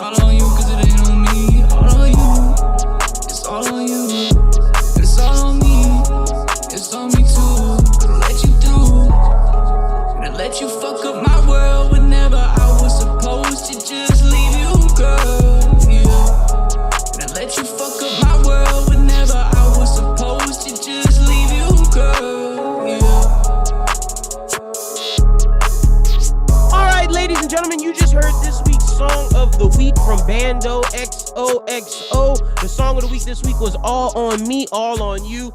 And brother, that's my favorite song on the track. We got Bando. Really? Yeah, that's my favorite song on the tape. What's up, Lib? We got Bando in here. What's up, Bando, brother? What's up, bro? Nothing much, man. Coolin'. How are you doing? I'm doing pretty good, man. I'm doing pretty good. I'm happy with myself, so that's something, I guess. I don't know. Yeah, you just dropped not one tape on people, but two. The second tape, by the time you guys hear this, should be out. So you dropping 2 on them. Talk to me a little bit about that. Like, what was, before we get into the process and everything about who you are and whatnot, what was the thought process behind dropping 2 tapes like back to back? Okay, so last year, I think around December, at this point, I was pretty fucked up in my life. I was pretty at a low point, and I was in a recording session with a couple of my people, Ken and Kenji and Ken's Dime, and we were messing around. I was at a studio because that's the only place I would record at the time, and I think me and him were talking about making a tape called XOXO World. And it was my idea at the time, so I kind of pushed on it. And this is actually supposed to be a joint tape between me and him. It just never worked out because of situations and shit. He's been grinding by himself, and so have I. But it was mainly the idea was put in last year. And then this year I started able to actually put forth the effort in doing it because I actually got my own studio and shit back. And then, I mean, that's kind of how it started. I wanted to set a goal for how many songs I wanted on the tape, but I wanted to see how many I could make. You dropped a lot of songs on people's head top. I got to be honest. Yeah, bro. I mean, it wasn't the best market move, but I mean, fuck it, for the OGs in the future that want to read this shit. Like, I have a lot of people I used to listen to, like Kid Cudi and Pierre Bourne, that I've seen everything, bro. I mean, I've seen everything that it done, and I think that that's one of the main reasons why I want to do this, just as a little gem for the people in the future. But I made, actually, fun fact, I made 130 songs for this tape, and I only picked 34. That's why the tape was so big, was because I had a certain way I wanted to lay it out story wise. And I had so much fucking music, bro. I just been working for 6 months plus. Real, just grinding. All right, I'm gonna come back to that because there's something I want to ask you on that point. But let's diverge a little bit. Tell the people who may not know who Bando is, who some of the people who listen to this podcast who may not know who you are, or even some of your fans, tell us how you got into rap and what made you decide you want to be a rapper. I started rapping when I was in 7th grade. It was kind of ironic too how it happened, because I had gotten kicked out of class, and I remember the teacher that kicked me out, her last name was Miss McDonald, and that's my last name, and I just thought it was funny. I had a little notepad that my dad gave me, and I remember writing, and I was writing shit down, and it was about my dad and shit. And I that's how I started on it. And then in 9th grade, I actually got a computer, started making beats. Only like my real OG people know my actual. I have like 3 or 4 SoundClouds out right now that have all my beats that I've ever put out. And I started producing and stuff like that in that time. Came out with my first song in fucking 2015, 2016. It was called Calypso. I used to go by Calypso because that's where I grew up on the street. Gotcha. And I didn't really like the name. It didn't really flow out the tongue really well, so I just kind of got rid of it. And then at one point, I think it was when I was 17. I'm 20 now, but when I was 17, it was my birthday or something like that, and I was hanging around a bunch of people that I'm not really close with nowadays, but I was one of the first people to have my own car, and I did a lot of things in my car. There's a lot of history with the car that I had and a lot of shit that I did in it, and people just started calling me Bando because of the whip, I guess. And I just put XOXO because of 2 loves, which is relationship love and friendship love that I have, which is very unconditional for a lot of the pieces. But hell yeah. I mean, if I could define myself as who I am, I'm just me, bro. Like, I don't really know who I am, but I kind of do at the same time, just like I'm figuring it out slowly. I don't know. Yeah, we all on this journey to figure out who we are. And plus, you're 20, man. You got a long time. Like, I didn't know who I was. Oh, it feels like I'm running out of time. No, I was 23, 25. Nah, bro, you got plenty of time. Trust me, it feels that way. But just enjoy the ride and enjoy the journey. If that's my advice I could give to you. Yeah. What were some of the rappers that inspired you? What are some? Because I'm gonna be straight. You one of them white boy rappers that fuck with him? Like, that's the dude that got you into it? Hey, look. 'Cause look, Bro, I'ma be listen, I'm honest, not even gonna lie, bro. From your style, I wouldn't guess it was him. I would not. No, bro. Okay, so I grew up on Eminem. I remember the first time I listened to some rap was when I was like in elementary school, and I remember waking up one morning to get on the bus, and I was at my friend Peyton's house, and we was watching MTV, bro. And Love the Way You Lie came on by Eminem and Rihanna, and I was like, man, this shit's pretty cool, man. I fuck with that. So after that, I was like, man, I can't sing. I guess I'm gonna do that. I guess I'm gonna just start rapping, and then after that, it just came from there. But some of the I don't know. I would say that I've listened to a lot of his shit. I don't fuck with any of his new. I like some of his old shit, but that was back when I was dealing with the shit that I related to. Yeah. But the people like I feel like I grew up, or not really grew up on, but inspired the most by was probably Kid Cudi and Pierre Bourne, and a couple of my Cudi friends. Influence. I like. Really? Now that you say Cudi and Pierre, it's like a fusion of that because you hear the Pierre style. But at the same time, the stuff you talk about gives me Kid Cudi vibes. Yeah, that's what I was trying to go for. And then I have certain people that I grew up around rapping with as well that really influenced me and made me go harder, bro. And like just because of how much time they put in and how good they are, what they do. And a couple of the people is Cash Kenji, Ken's Dine, Jerm V Lone, I started recently found out about Popstar Slime, Slat D4. He's fucking dope as shit. I'm trying to think who else I grew up. I mean, there was a couple people I grew up on that I don't really fuck with no more, but you know, they pushed me to go harder. There's this dude I used to fuck with named Chan, and me and him used to go back to back. And I'm talking about like we used to take Adderall every fucking night whenever I would go to his crib and just listen to beats. And like I used to post that shit on my Instagram. Like that's how I first started really releasing my music and shit. But we would freestyle to that shit all the time, bro. And I mean there's a couple other people I just not coming up to mind right now, but that's mainly the first couple people that I'm really inspired by, to be honest with you. 100%. So okay, so we drop the Adventures of Bando Part 1 Earthbound. You start, and now I gotta ask you this because you start off the track with a song called One Piece, and then in the album, I definitely caught a bar where you was like, I gotta stay, I got the ice or I'm cold like Kuzan. Are you a One Piece fan? Bro, listen. Bro, if I could show you this One Piece, bro, I got right now I'm looking at a One Piece what do you call them things? Poster Man, or the wall scroll? Wall scroll. Yeah, it's them at the at a lunch table eating up that shit. Hero one right there, and then bro, I've been trying to find. I know you see the Luffy and Law. D-Law, yeah. Bro, I fuck with One Piece. Bro, you have to understand, dude, like all my morals and everything that I really like focused on and shit, I really grew up anime, bro, not even from One Piece. Like I grew up on Naruto. I started watching Naruto. Like that was the OG, man. I'm right there with you. I don't know. I just love how they did everything and how they just perceive life, bro. And after that, I went into One Piece and I was like, man, I love funny shit, bro. And like, that's what's perfect about One Piece. It's stupid, bro. Like, yeah, I just love it, dude. So I don't know, man. I fuck with One Piece, man. That's an interesting point that you say, because I feel that is something that I connected with as well. And every time I tell my girl, like, I can't wait till we have kids. I'm gonna show them anime before I show them anything, because I feel the way that anime portrays morals and just life is 20 times better than American cartoons. Oh yeah, no, for sure, bro. Because they really like, just from the culture and shit like that, they come from that of how to look at life so fucking awesome. And I really like to study that kind of shit and just see how, okay, maybe I should react to this situation like this person should, or, you know, just be a certain way because I don't know, I like the way they do it and it just seems right, you know? Yeah, no, 100%. I agree with you. So let's get into some of the songs. Talk to me about just the process of making this album. Did you produce any of it? And just what were you going through at the time? Because this one seems more like the turn up one, The Adventures of Bando World Part 2. But the second one is more like, all right, I'm getting in my sad song vibe. I'm giving you a little bit more introspection. Yeah. Okay. So for the first part, one was just basically a lot of hard shit that I made just because, you know, I used to I would say like 75% of the songs that I made was a lot of sad shit. Cause I have really bad depression and I'm not even like trying to like point that out everywhere, but no, it's just, it is what it is, bro. And, I deal with it every day.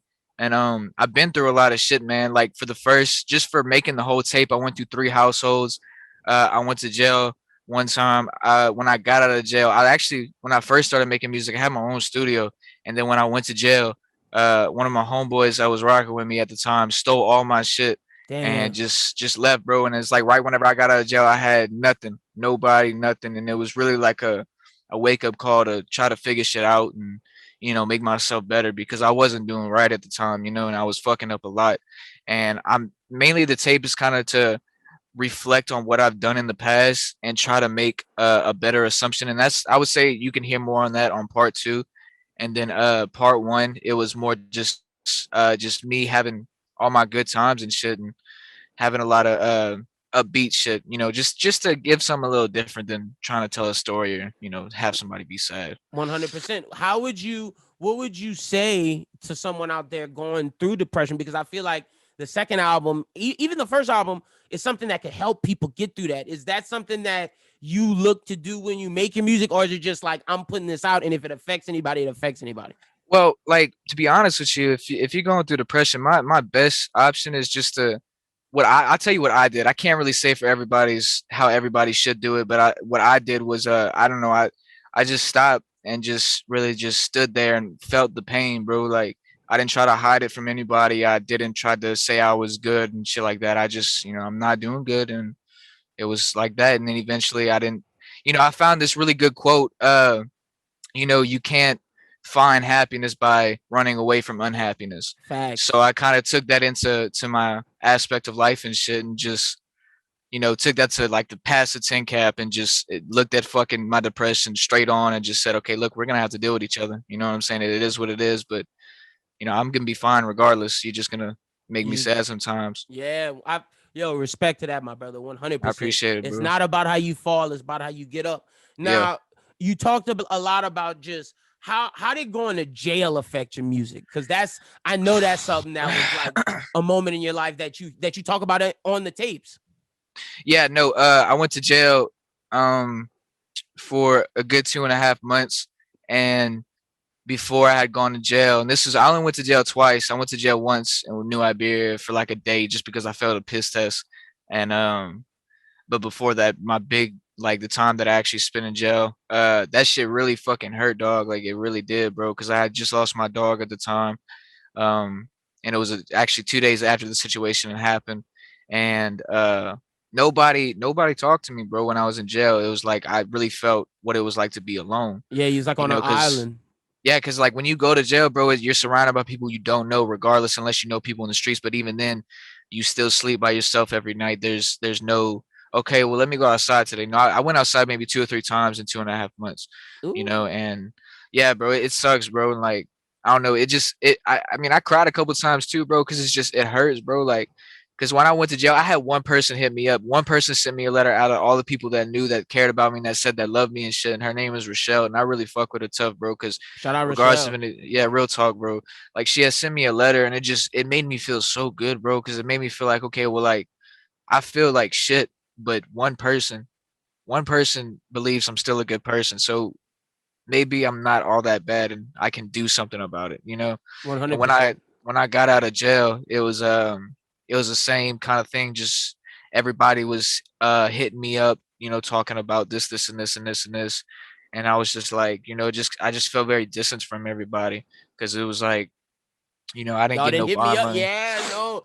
Yo, that has to be like a certain different type of pain of like, y'all didn't hit me up when I was down, but now y'all hit me up now that I'm back. Like, and yeah, you hear that in the music. You talk about that, especially in part 2.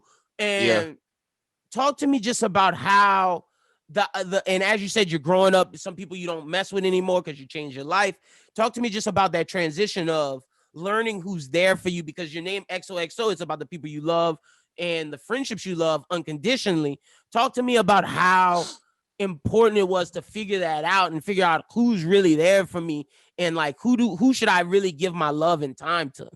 Okay, so like I've been reminding myself a lot, because I've been changing my life up a lot recently, and I kind of tell myself, if they don't care about what you care about, then they don't care at all, regardless of the situation, you know, because I had a lot of people that I was friends with that I was cool with, and you know, I said I love you and shit like that. And with me, whenever I tell you I love you, it's a very different thing from anything else because I mean this shit. Like my love is very 100%. unconditional. I don't just give it out to everybody, you know. I give it to the people that actually give a shit about me and put the time and effort into me as anything, you know.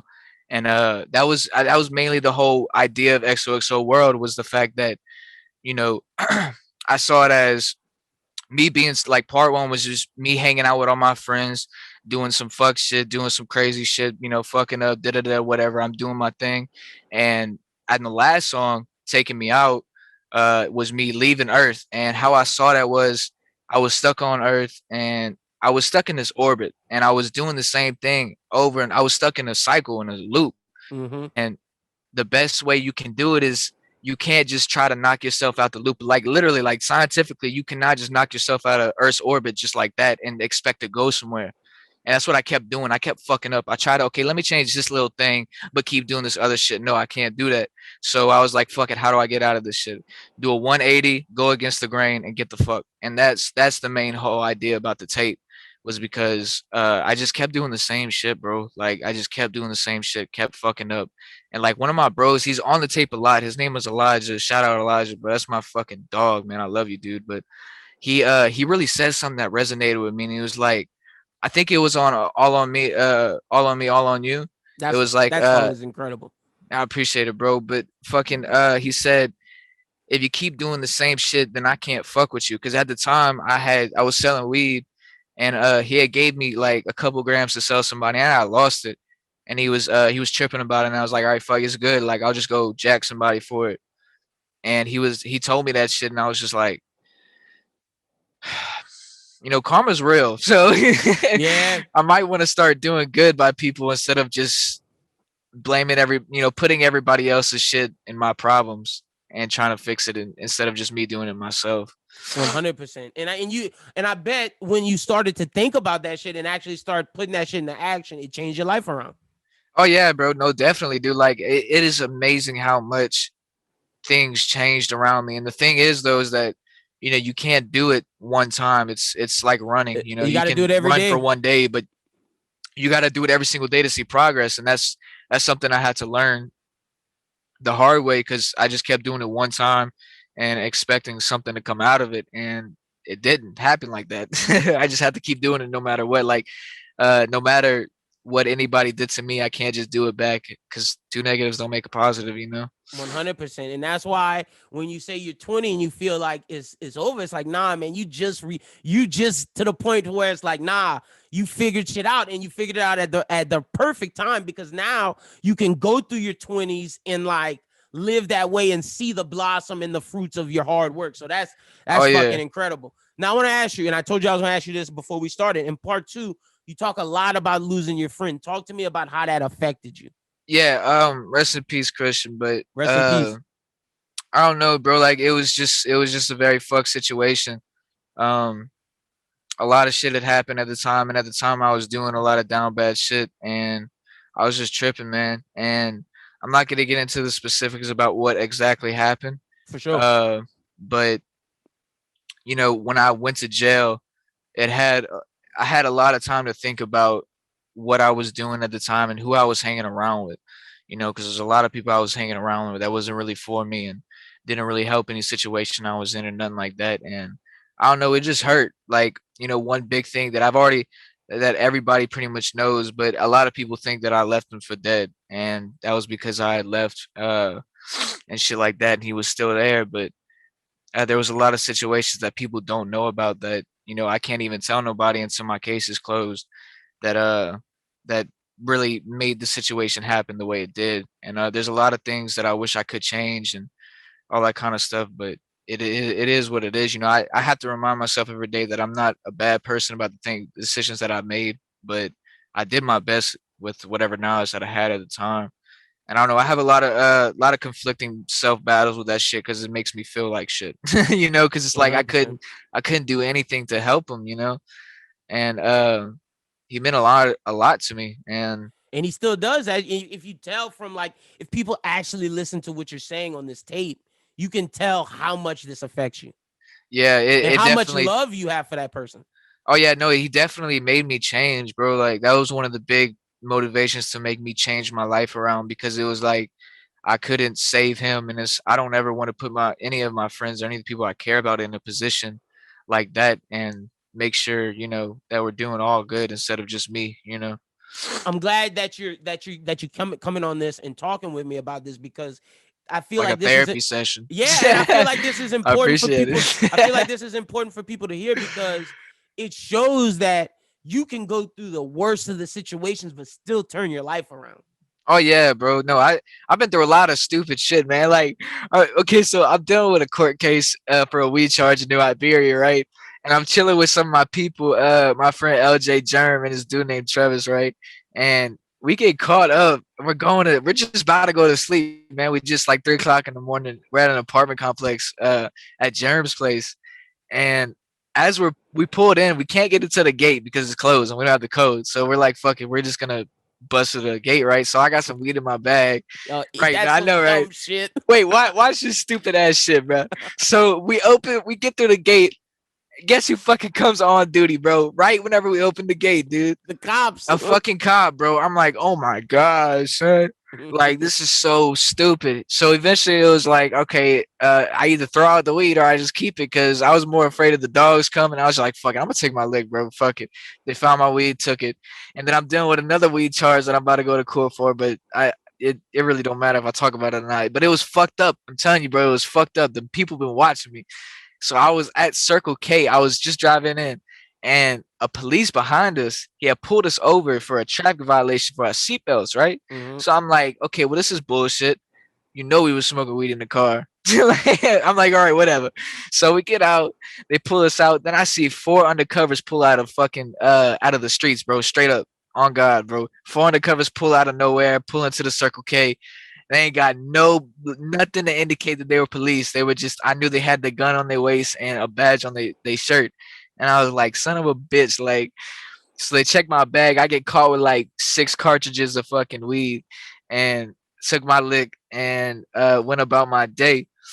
And, that happened how it happened. But it was just, I don't know, bro. Like, I've been in a lot of fuck situations. 100.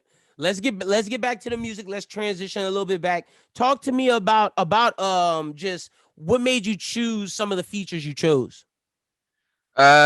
What you mean exactly? Like what made you choose some of the people, for example, like you said on all me on all you talked about even though there's no feature on that one. Let me see. Like on Lies, how you chose Big Ridge. What was some of the Big Ridge? Yeah, like what are why'd you choose, like, for example, Big Ridge? Why'd you choose the features you chose? Like, why did you choose those people?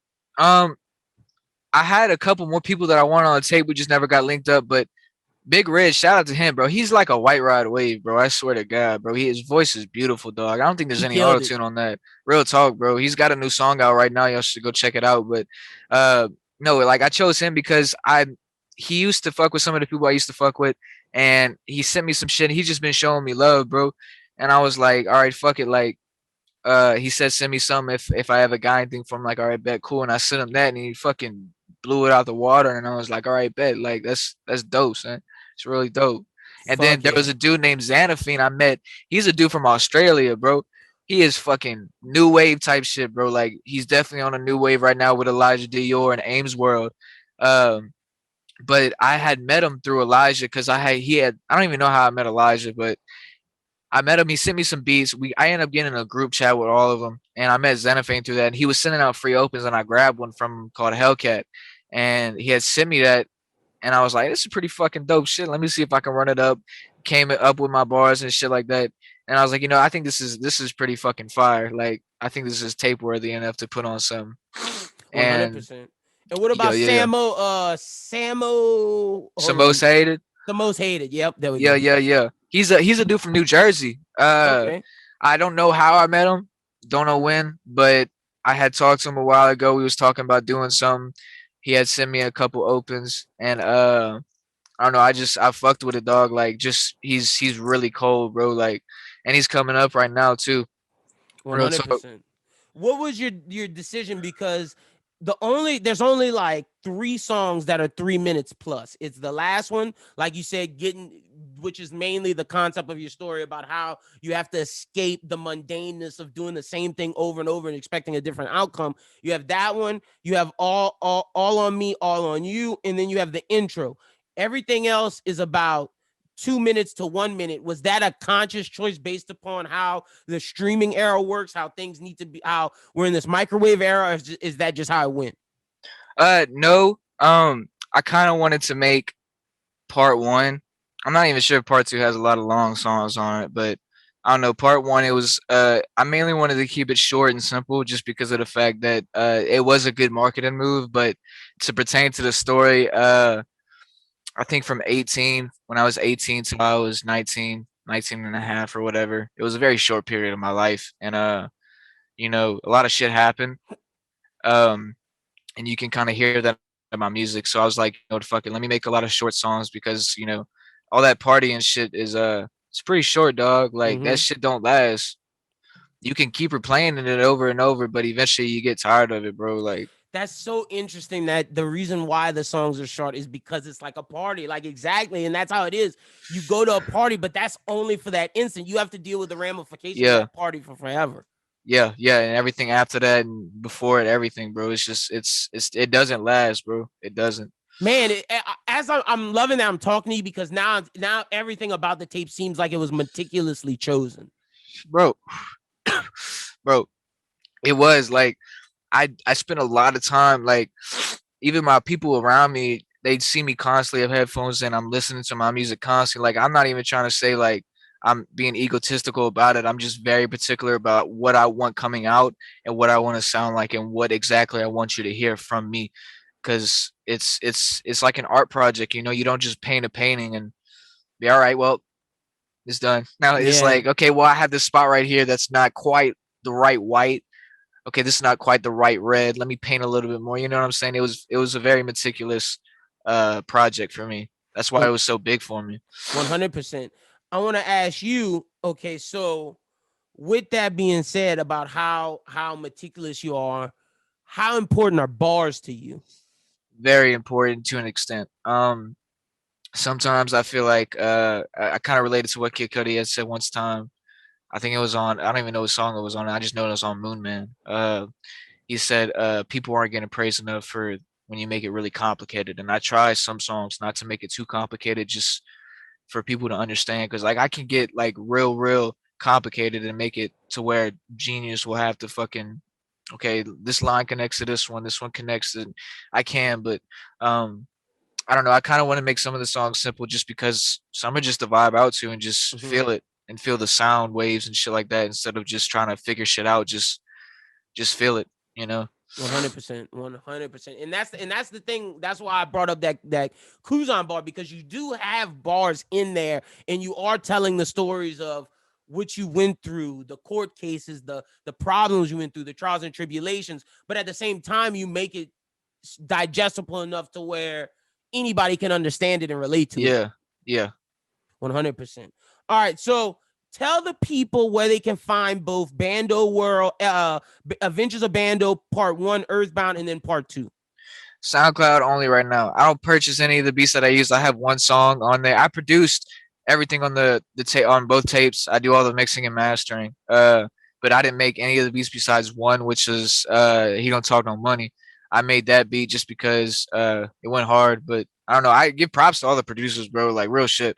It's hard to make beats, dog. It really is. Like just to make something that has enough quality to put out and actually make a song out of. It's some hard shit. But I didn't have the money at the time. I just recently got some money like a couple months ago because I was able to get a job.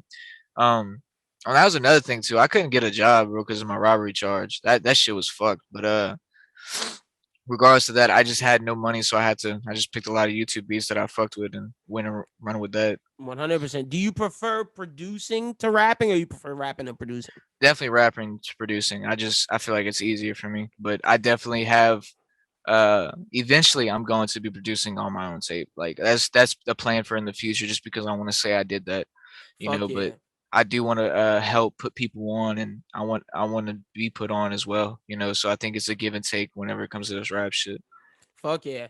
All right, so you can find the project on SoundCloud. You can find him on SoundCloud at Bando World or at BandoXOXOWRLD. Now that we got the business out the way, we always do this rapid fire questions. What's your favorite movie? My favorite movie? Ooh. Boy, that's a tough one right there. Fuck. Okay, You can give like 2, 3. I'm just thinking like, cause I got like categories for my favorite movies, to be honest with you. All right. So like, if I was talking about like psychological shit, I would say The Pursuit of Happiness is definitely one of them, because that's where I found a lot of my main ideals. It's about this guy that goes on a trip because he isn't happy, and he's a therapist, and he isn't making his patients happy and shit, and he's trying to figure this shit out. And the kind of basis of my tape, like he's doing the same shit, not helping nobody. So he leaves and goes figure out his own shit and finds what happiness is and writes a whole thing about it. I would think I think Interstellar is another one. I just like how fucking complicated it is. Like Crazy it is. Yeah. It's just so wild, bro. Like and now you say that, I see the connection of Interstellar to this project. Oh yeah, bro. Like I'm very into space, bro. Like I like the outer place. I don't know. The idea of the unknown. 100%. All right. I think that's it, to be honest with you. I got a couple more, but I can't think of them right now. If you were trapped on an island with only one music album, what would that album be? One music album? Yeah. Definitely The Moon Man. Oh yeah. Okay. Oh yeah, okay. bro. Man on the Moon 1? Yeah, I think Man on the Moon 1 or Man 2? on the Moon 2 was good. But I definitely vibe with Man on the Moon 1 first, because that was the first one I ever heard. You know, they got The Pursuit of Happiness. They got just have a lot of goated songs on that one. Yeah, they do. Man on the Moon 2 is more of a I feel like an alternative project. I don't know how to explain it. You know, more of a concept idea. Yeah. No, 100%. Okay. Being that you from Louisiana, boudin or crawfish? Can't eat crawfish. I'm allergic. Oh, okay. Well, boudin or gumbo? Gumbo, definitely. 100%. Yeah. Damn. As long as I can eat it, bro. You allergic to the iodine in crawfish, huh? Yeah. That's like and I'm allergic to peanuts, grass, dogs, dust. Oh my I'm like a walking. Oh my gosh. Yeah, I'm like a walking allergen, bro. It's horrible, son.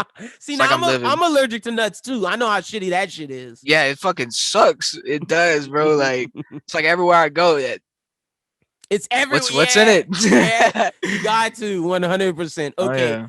So, all right. Next up, we got is what if you could go anywhere on vacation? Where would it be?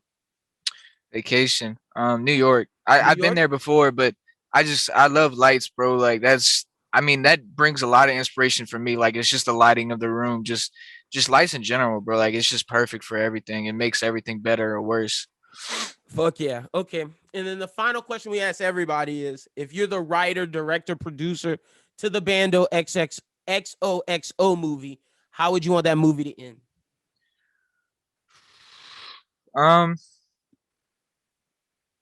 I'd probably pull some dumb shit and make it a bad ending just because of the movie effect.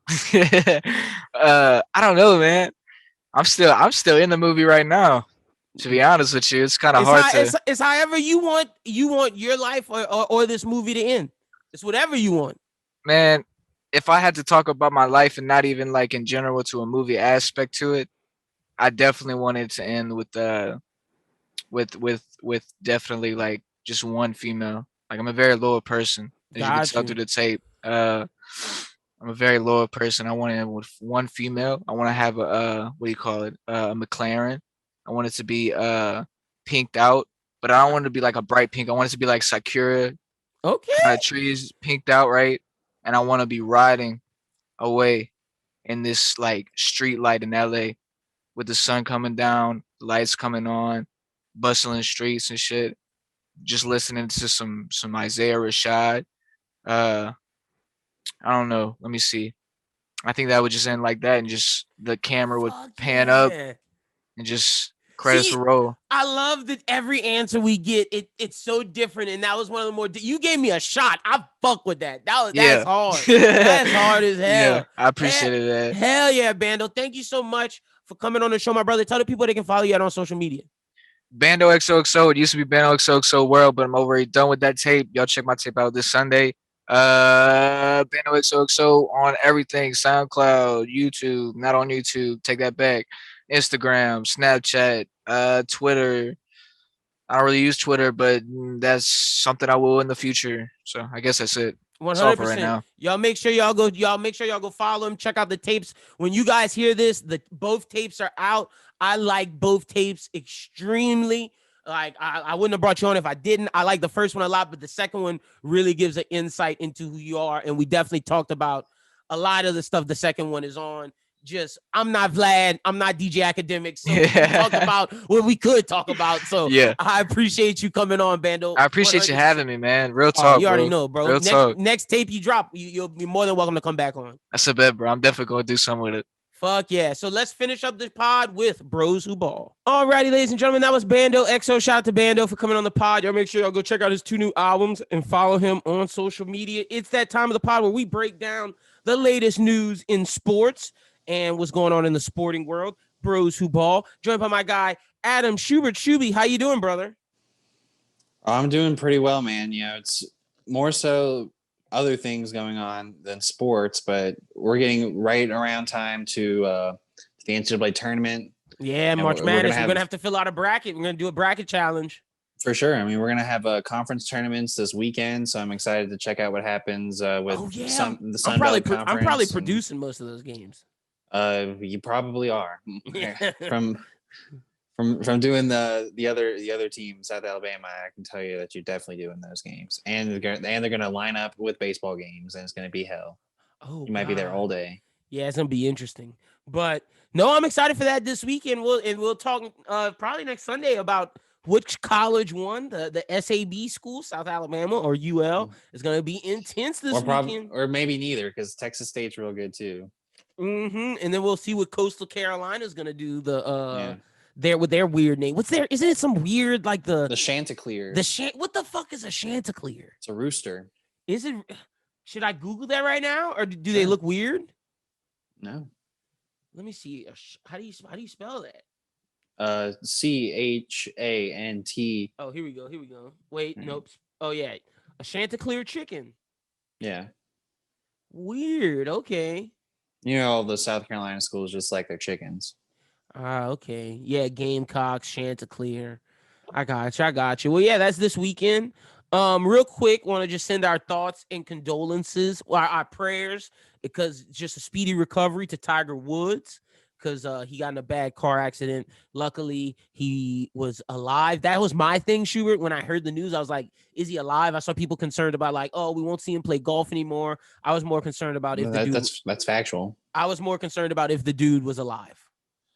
My thing after watching the documentary and being a little cynical, I was like, okay, well, where's the next story? See, you were one of those guys. Good thing it wasn't like I was like, I'm not like rooting for the guy to be hurt or anything like that, but I'm like, okay, well, that's one story, but when there's Tiger Woods has had a morning accident before. So I know where you're going with that. I know. I was just like, you were waiting for like what's the real news. Luckily, it wasn't that. It was a romantic rendezvous with Drew Brees, apparently. Apparently, we're gonna talk about Drew Brees, but again, prayers to Tiger Woods. Also, rest in peace, Irv Cross, one of the pioneer black sports analysts for CBS doing the football game.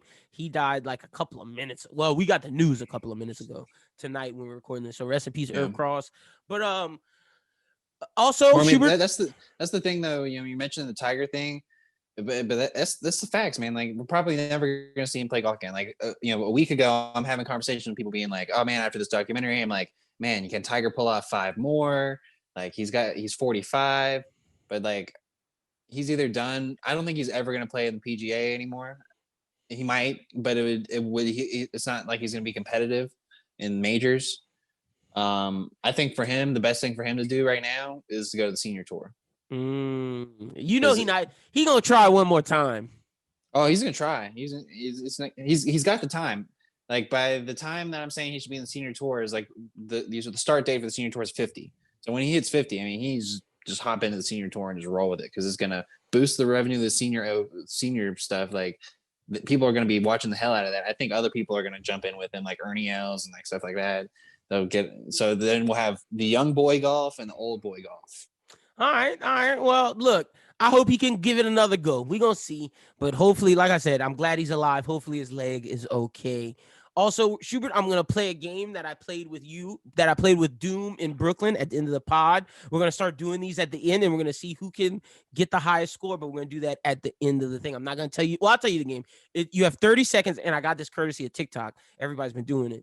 I'm going to give you 30 seconds. You're going to have to guess. I guess since this is sports, I'll do athletes for you. For them, I was doing anybody, but you're going to have to guess the person in under 30 seconds. And all you can do is just ask questions like, is it a male? Is it a what sport? Like, you can't say what sport does he play. You got to guess. You got to say, does he play insert sport here? What can I say? Team sport or individual? Yeah, and I'll answer that. All right. All right, but we'll do that at the end.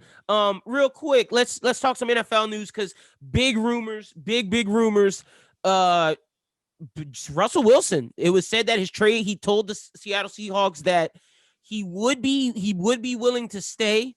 But if they were going to trade him, these were the trade destinations: the Saints, number 1, Cowboys, Bears, Raiders, and Jets. But the Jets were at the bottom. That's New York.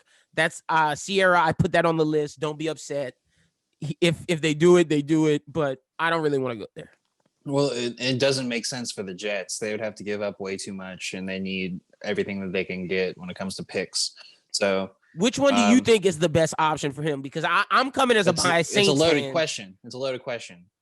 Which one do I think is best for him, or which one do I think is best for X team? For him. Because me, Doom, in Brooklyn talked a little bit about this, and Brooklyn said he thought it was another team. It's between probably the Cowboys and the Saints. Okay, see, I said I didn't put the Cowboys in the conversation. I said this on the radio this week because I don't think they do it because they want to keep Dak. To me, the best two options for him are the Saints and the Bears. Well, the thing about Dak is you have to pay a super large amount of money for him, and you would be paying less to Russell Wilson. So it's like, do I pay Dak all this money, or do I take Russell Wilson for less? And they also have the capital to give. Like they could afford to give a receiver to Seattle. They could afford to give some picks to Seattle. That's true. Like they could afford to make that move. So like it makes sense for the Cowboys to make that move. If we're going through them all real quick, Bears. I think Russell Wilson's saying that he wants to go to the Bears, but I don't think that's actually true. And I don't think the Bears are going to formulate something enough for him. The Bears need to look elsewhere. Yeah, they should. Even though they have great defense, I think he would fit in well. I just don't know if that's better than the options laid out for him. And I agree with that. But they have great defense, solid run game, good weapons. But if you want those, there's better of those elsewhere. And the reason I don't say Oakland is he'd be facing the same issues that he has in Seattle. Sure, maybe his O-line would be a little bit better, and he would have some younger weapons around him, even though the guys he has are pretty young. But he would have no defense. Yeah, zero. And Defense. I don't know if he would. Also, I'm looking at the coach aspect of it as well.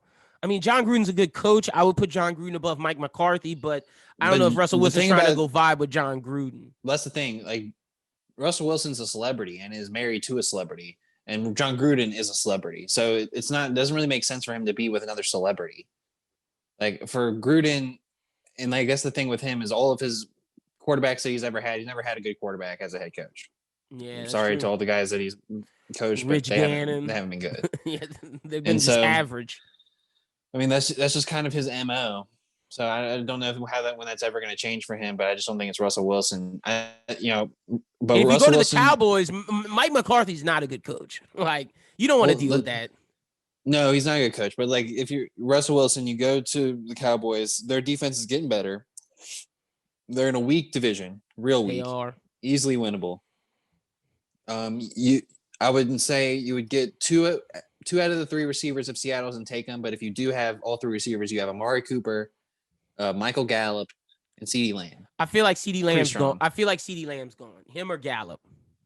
I'd probably think that they would give Gallup, but I don't know if he's worth it. Yeah. To Seattle. I don't know why Seattle would even want receivers. Mm-hmm. And then when it comes to the Saints, the Saints really just needed someone who was a playmaker at quarterback. That was really all they needed. So you get the best coach in the league, second best coach. You get a great weapon in Michael Thomas, Kamara. You may lose Lattimore. Because they're gonna want a stud, and that's like our only stud we can give. So besides Ramczyk, yeah, and we're not giving Ramczyk. No. The issue with the Saints is what would they have to give up, and then where would that leave them when it comes to building up in the offseason? So, like, if let's say the Saints only have 5 picks this year, all of them come before the 5th round. Yep. Which is great. Those are all very solid picks, and you could easily get rid of those. But if you get rid of them and you lose Trey Hendrickson and you lose Marcus Williams or Marcus Lattimore. Williams, what does that leave you with, and how are you going to rebuild if you have to supplement the money for Russell Wilson's contract? You probably have to unload more players to fit that with the cap. So with the Saints, it's great wishful thinking, and it would be great for Russell Wilson. I just don't see it being feasible. But I have seen Saints reporters mark out a path to the cap. Mickey Loomis is cap wizard, cap expert. He's done crazier things in the future. I still think we can keep Marcus Williams and get Russell Wilson, but we will lose Trey Hendrickson and Lattimore. Hopefully some of those picks in the draft could help and get somebody. It depends on like which picks you give up. So got to give up the first round. Yeah, but this is a year to give away the first round because it's pick 28. I even feel like the Saints might trade back on that pick, like because they could get somebody good at 30 just as good as they could get 28. So, but pick 2, I've been hearing a lot of that they're really interested in Asante Samuel, Florida State. Mm-hmm. And I think that would be a great or guy Jason Horn, the son of Joe Horn. No, for sure. But yeah, but I'm saying like in the second round, I feel like that's the kind of guy you get that corner that would replace Lattimore. So I mean, they have the later round picks to be able to move their way through it. It's just it'll be interesting. What would you be giving up? And anyway, I don't know if Seattle's going to do this. Yeah, that's the other factor in all this is like, will it even happen? And I don't think it will. It's more of just like conversations to have. The only way that it's going to get done is if Seattle gets what they're asking for. And so it's 3 first-round picks. If a team is willing to give 3 first-round picks for Russell Wilson, which if they did, you're taking a big gamble. Future. Look, if I'm the Saints, I'm doing it, man. We're mortgaging the future. Let's do the Rams way, pay money, and just get free agents. And I'm sure Tom Brady has shown that if you have a good quarterback, people will come. New Orleans is a good market, good team, good division. Free agents might want to come on the cheap to play with Russell Wilson.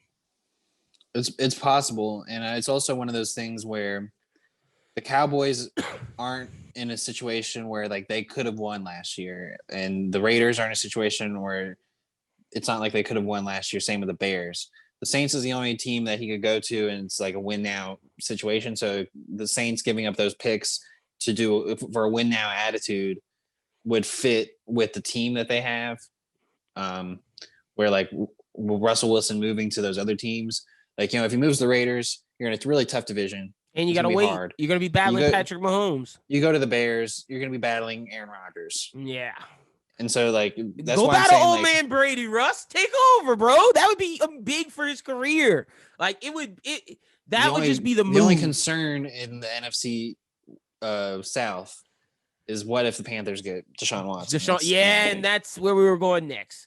Deshaun Watson came and told David Culley, it's over. It's done. I'm outie. I'm going to sit out. Deshaun Watson going to be on Twitch and chilling during the season if they don't want to get rid of him. The Panthers have clearing space. They're offering up Teddy Bridgewater picks. Will he go to the Panthers? Yeah, of course. It'd be great for him. Yeah, back into the place where he made his bones. I mean, it's in an area that he would feel comfortable in for sure. I mean, being the Clemson quarterback, he's from Georgia. Yep. You got a great coordinator in Joe Brady twice a year. Be with Joe Brady, Matt Rule, even as well. Yeah. The concern is would they have to give up McCaffrey, and that's really one of your big selling points. You can't get rid of McCaffrey. We got to keep him for him. And then you have really great weapons, DJ Moore, Robbie Anderson, Curtis Samuel. You'll probably have to get rid of Samuel, maybe. Probably. and keep Robbie Anderson and DJ Moore. But still, that would CJ McCaffrey, that would make the NFC, like, could you imagine if the NFC South had Deshaun Watson, Brady, and Russ battling at it? That would be insane. It would be pretty insane. And the Falcons would be dead in the water. Yo, love it. I love it. They're scrambling. They're trying to do something. They're scrambling. They are yeah, scrambling. They got pick 4, so we shall see. But that's pretty much all the NFL news. Let's jump to the NBA, where the Pelicans, they had an interesting week. They won some games, lost a Bucks game that they shouldn't have lost. I feel like the refs lost the Spurs yesterday. The Spurs was just ridiculous. I feel like the refs cheated them out the Bucks game. I feel like the Spurs was on them. They're 14-19. The Grizzlies are 15-15. The Mavericks are 16-16, and the Warriors are 19-16. It is still doable to get to the play-in game. I know the league wants them there. Zion is now an all-star. Zion's looking good, man. And he said today he feels they're right on the cusp of getting to where they want to be. And to hear that from him, that means a lot. I like it. It from the all-star. The fact of the matter is that of the West, there are 10 teams to go, and the Pelicans are better than at least 9 of them. Or I'm sorry. Well, they're probably the 9th best, is what I'm saying. Yeah. No, I get what you're saying. I'm with you. They're definitely better than the Grizzlies. And I think the Mavericks, they could beat the Mavericks right now because the Mavericks are just a hot mess. Kristaps is – y'all got rid of Kristaps at the right time. Let me give the Knicks their props one time. Y'all might have made the best move for y'all. Maybe. I'll keep going back on this because it needs to be mentioned. He did have his own off-the-court issues that people need to know about. He's a problem. He's a problem child. Yeah. But yeah, I think the Pelicans are definitely better than Memphis. I think they could beat Dallas straight up. You know, I even think that they could compete with some of the teams in that top 8. You know, which they showed against the Spurs the other day. I feel like they could compete against. I don't think the Spurs are that good. If I'm being honest, like the Pels are more talented than the Spurs. The Spurs are just better disciplined than the Pelicans right now, and we saw that yesterday. But shout out to my guy Keldon Johnson. I've been saying Keldon Johnson's a baller, but yeah, I think they're better than the Spurs. I think they're better than the Warriors. Funny enough, with Steph Curry. That's what I said. Yeah, and the Blazers and the Nuggets are interesting. I feel like the Blazers fully healthy we could not beat, but I think we could beat the Nuggets. I'm going to be straight up. The Nuggets aren't as good as they are last year, which is crazy. That's highly dependent on Steven Adams. Yeah, 100%. 100%. And it's funny because I think the Nuggets could beat the Jazz in the playoffs. And that just shows you where I think of the Jazz, who are ranked 27-7. Are they losing steam? They beat some good teams. Or you think it's still fake like I do? I just think that regardless of where they are, it's just going to be a very tough road for them. Yeah, it will be because you're going to have to go through the Lakers and the Clippers at some point, which I don't think you'll do. And you're going to have to go through the Suns, which I don't think you'll do. Yeah, so, I mean, how does the whole play-in game work? So do they play in and then they play against the 8th?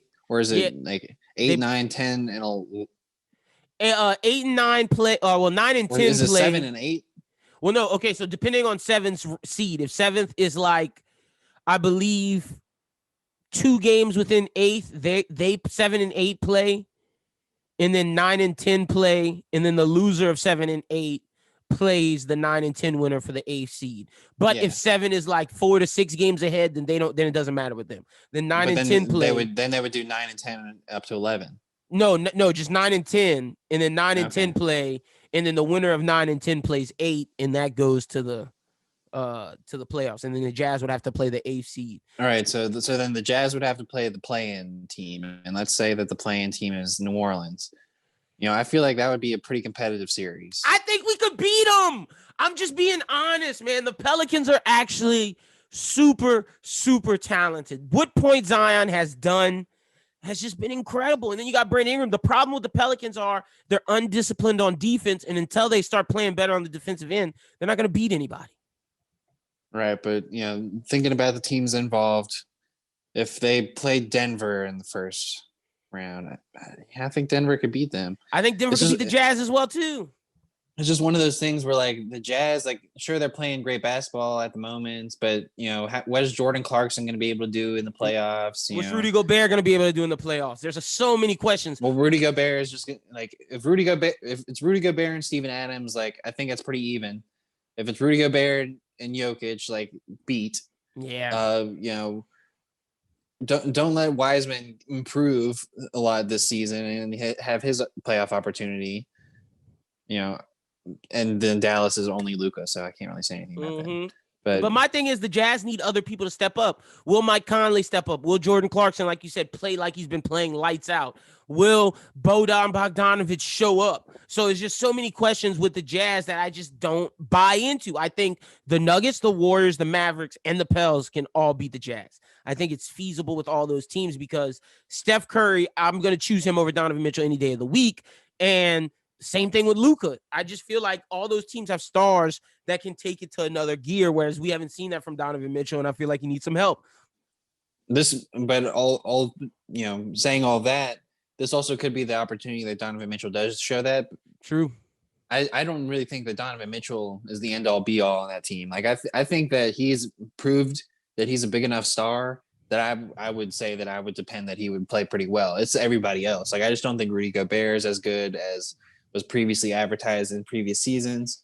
And I just, but it's been said about Conley that he's too old. And then Jordan Clarkson, he's a role player. He's a role player. And I just don't see him being as much of a different player as he was when he was in LA. So same. And speaking on LA, the West might be wide open with this Anthony Davis injury. Anthony is looking like if he plays anytime soon, he's going to tear his Achilles. So he's out for the foreseeable future. The Lakers without Anthony is a lot worse team. They need Anthony. How healthy does Anthony have to be for the Lakers to make it back to the finals? Because the Clippers are there. I think the Suns are there. He's got to be 75%. Yeah, he has to. Because if not, they're going to lose. I don't know if LeBron can do it with this group of bums. That was the thing about this group of bums is that this group of bums looked really great with a fully healthy AD and LeBron. Yeah. Where like last season, I think it was even the same. That too is the team. And then also Schroeder's injury is big too. Like if they don't have Schroeder or AD, you could throw it in the water. They definitely need AD, but I think they need Schroeder just as much because when you get to the East, it's a different monster. I also think when you get to the Clippers and the Suns, it's a different monster because I don't see the Lakers right now being a finals team, but I also don't see that hurting LeBron's legacy at all. Oh no, me neither. He just won one. I'm okay with it. He just won one, and he's going to will them into the playoffs. Yeah. And the fact that he'll stand up in front of a mic and be like, yeah, I don't take any days off. I'm going to work. Exactly. And then talk shit to Zlatan Ibrahimovic. Man, I'm so hurt by that because I was an Ibra fan and LeBron just gave him that smoke. I loved it. I'm loving LeBron right now, low key. Like I'm low key a LeBron James fan right now, which is crazy. It's just one of those things where like I feel like where I'm at now and thinking about like generations of talent and things that I've seen in my lifetime. He's our guy. What I'm gonna tell kids in their lifetime. It's like, yeah, I'm watching Tom Brady and LeBron do their thing. Honestly, I can say it might be better than the 90s era. I know the 90s had Jordan. I know the 90s had their Elways and whatnot, but I got to see Brady and LeBron and Jeter doing.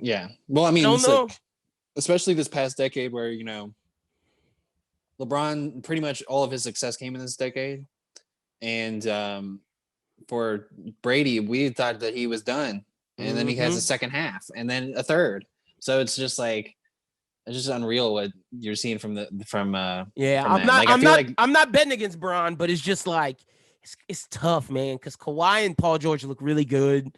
And Chris Paul is making Devin Booker and Ayton shape up. And if Ayton is ready for the playoffs, by the time the playoffs come, watch out. Yeah. The only other thing I'm thinking about the NBA is it worth talking about the All-Star? Yeah, see, the only thing I feel like talking about it is that they shouldn't do it.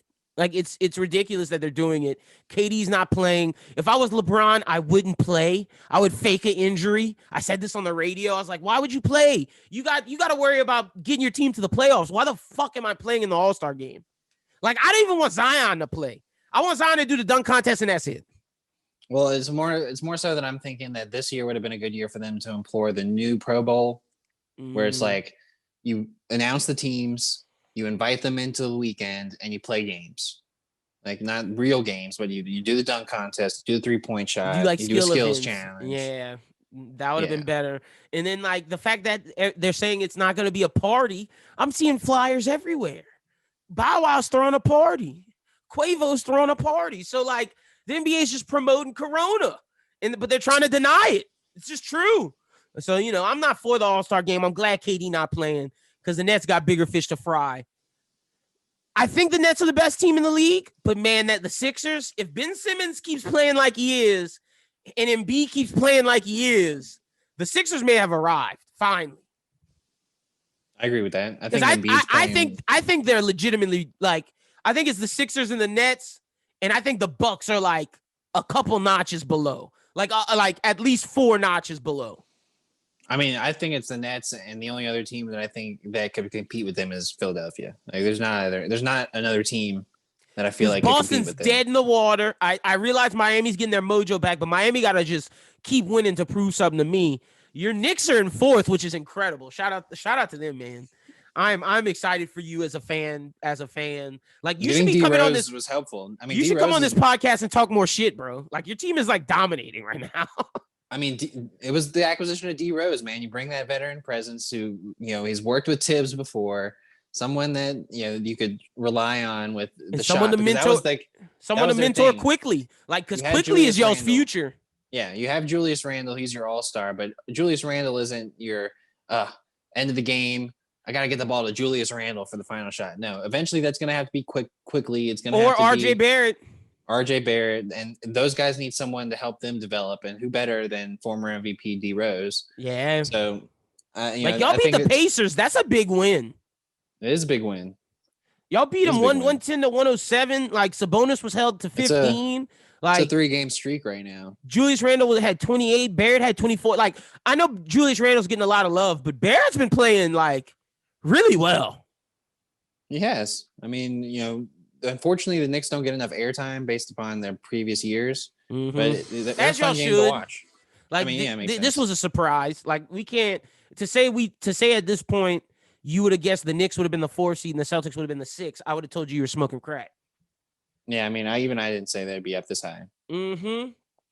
Also, I love it that Atlanta. I just want the Hornets to be better than Atlanta because I'm fucking with LaMelo Ball. I need the Hornets to be better than Atlanta, but I don't feel like the East standings will stay like this because I feel like the Pacers are going to make their way back into the playoffs. They will. They'll get back into it eventually. I mean, Sabonis just can't be denied. Yeah. But it's nice for at least New York right now and Chicago because they've been out for a while and now at least showing some life. So exactly. So I'm just gonna be this week. I'm gonna just watch a lot of Sixers games, and next week I'm gonna come back and we're gonna discuss if they're real or fake. I got to do a deep dive on the Sixers because what they've been doing has just been incredible. Let's look right now and see. What's our televised games we got. We got Tuesday on TNT. You have Boston Clippers and Lakers Suns. Both of those games I'm watching tomorrow. That's definitely on Tuesday. On Tuesday. Yeah. Gotta watch Lakers Suns. Wednesday on ESPN, you got Houston, Brooklyn, and Portland, Golden State. Not concerned about those. Going to be watching Bulls Pelicans. That'll give us some insight in the Bulls. And then I'm going to watch we got League Pass, Schubert, so I'm going to watch Jazz Sixers on Wednesday. That's a big game.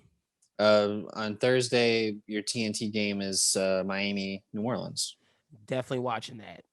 And then they're going to take a hiatus for All-Star break. Yeah, Sunday, and then they'll be back on. Okay, cool. So, yeah, next week we'll talk a lot of Pellies, of course, like we always do. We'll give you an update on them. We're also going to talk Sixers because, like I said, I'm going to watch the Sixers, and we're going to watch that Lakers Suns to give you some updates on how the Suns the real deal. So expect a lot of Sixers talk, a lot of Suns talk next week, a lot of Pels talk, and some more Jazz talk, and then just things that we see throughout the week. But, Schubert, all right, let's play the game, brother. All right, let me put 30 seconds. You got 30 seconds to guess. So I got it. I got it on my phone. I'm gonna just do it because I gotta be able to stop you. So basically, you'll be able to ask just questions until 30 seconds ends, and then you'll get a guess, and then we'll see what you do. Just to let you know, Doom and Brooklyn both failed miserably today. So Well, it's hard. It's harder when you don't at least have the basis of like what I have. I have like a specific.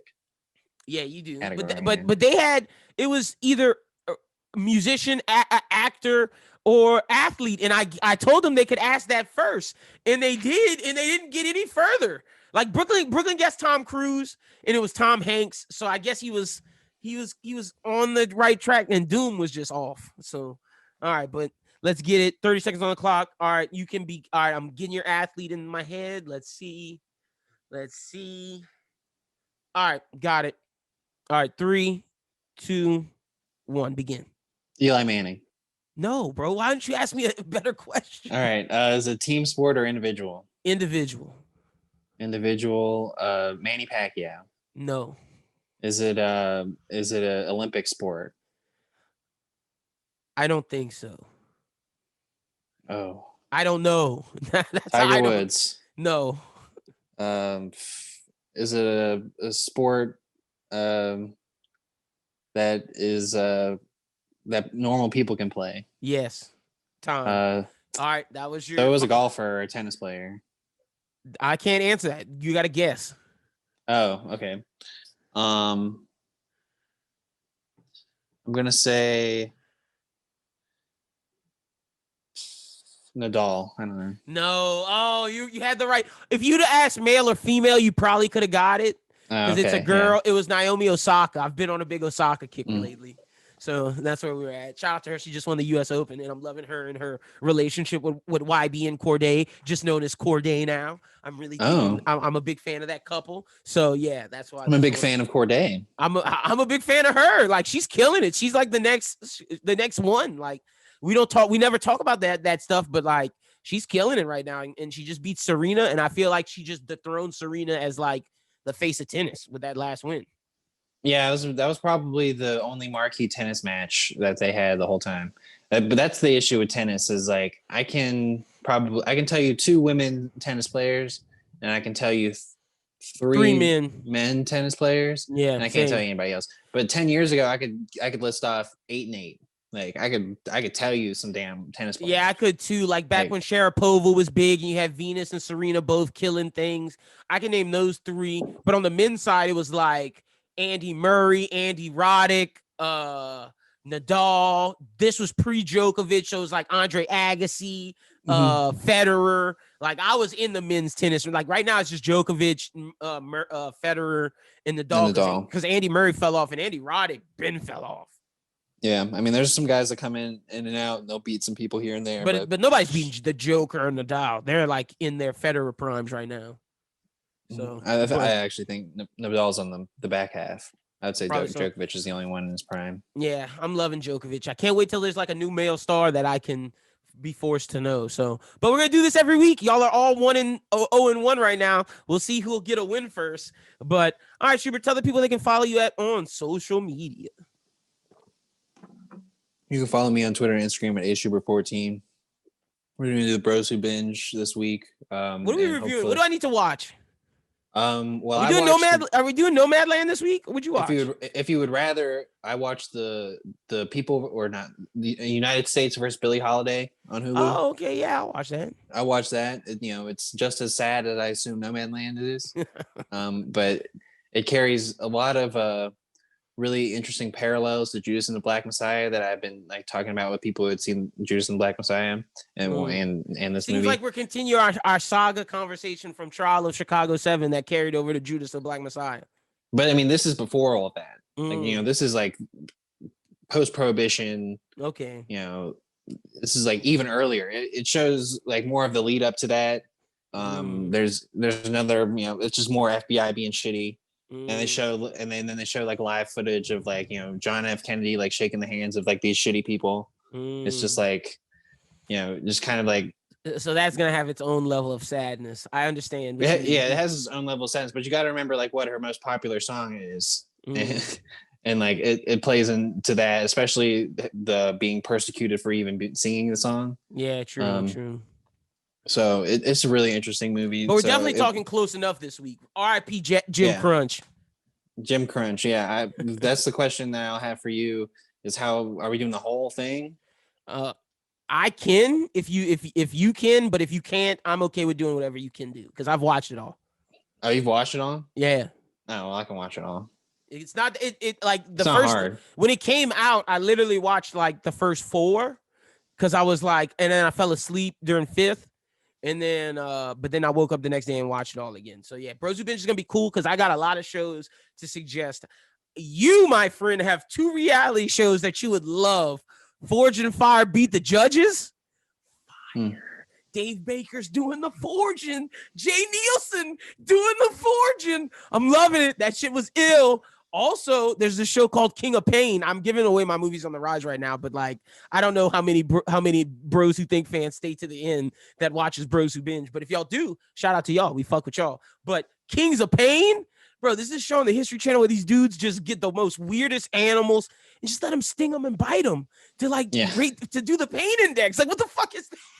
It is fucking crazy. Dude, this dude caught the African Komodo dragon and it was biting his arm for 13 minutes. What the fuck is wrong with these people? Thinking about reality shows and also like the section that we're in with Bros Who Binge, coming up this next weekend is the Last Chance U basketball. Ooh, I'm watching. It might not be next weekend. It might be the following. Damn, don't get me hype because I'm ready for that. That's gonna be lit. It's gonna be pretty cool. Probably gonna review that, and we're inching closer to March, which is gonna be a big month for Bros Who Binge. Yeah. Also, people, if you've watched the United States vs. Billie Holiday, or if you're going to, the actor who plays Jimmy, look out for him. I think that he should be this Black Superman that we've been talking about that we're going to talk about on Thursday. All right, well, let's not give him any more Bros Who Binge sauce. Now I got to go watch that. All right, yeah, y'all make sure y'all follow Schubert. Check out Bros Who Binge this Thursday. Shit is going to be lit. Also, if you're watching WandaVision, we're going to talk about the most recent episode because the season finale is about to drop. So we'll make sure we get that out for y'all on Thursday so y'all don't have to listen to it after you see the season finale. But y'all check that out. No anime talk this week, but there is a new One Piece manga review. There's also going to be a One Piece theory review dropping this week. Run It Back. Actually, Run It Back's probably gonna drop this week. We gotta talk to Ian. So yeah, it's probably gonna drop this week. Yeah, hopefully we do it before the weekend. Yeah, that's all I gotta say. All right, well then that lets me know what we gotta do. So y'all will probably get that around Friday-ish. So just be on the lookout for that. And yeah, we'll talk to you next Sunday. Until then, peace.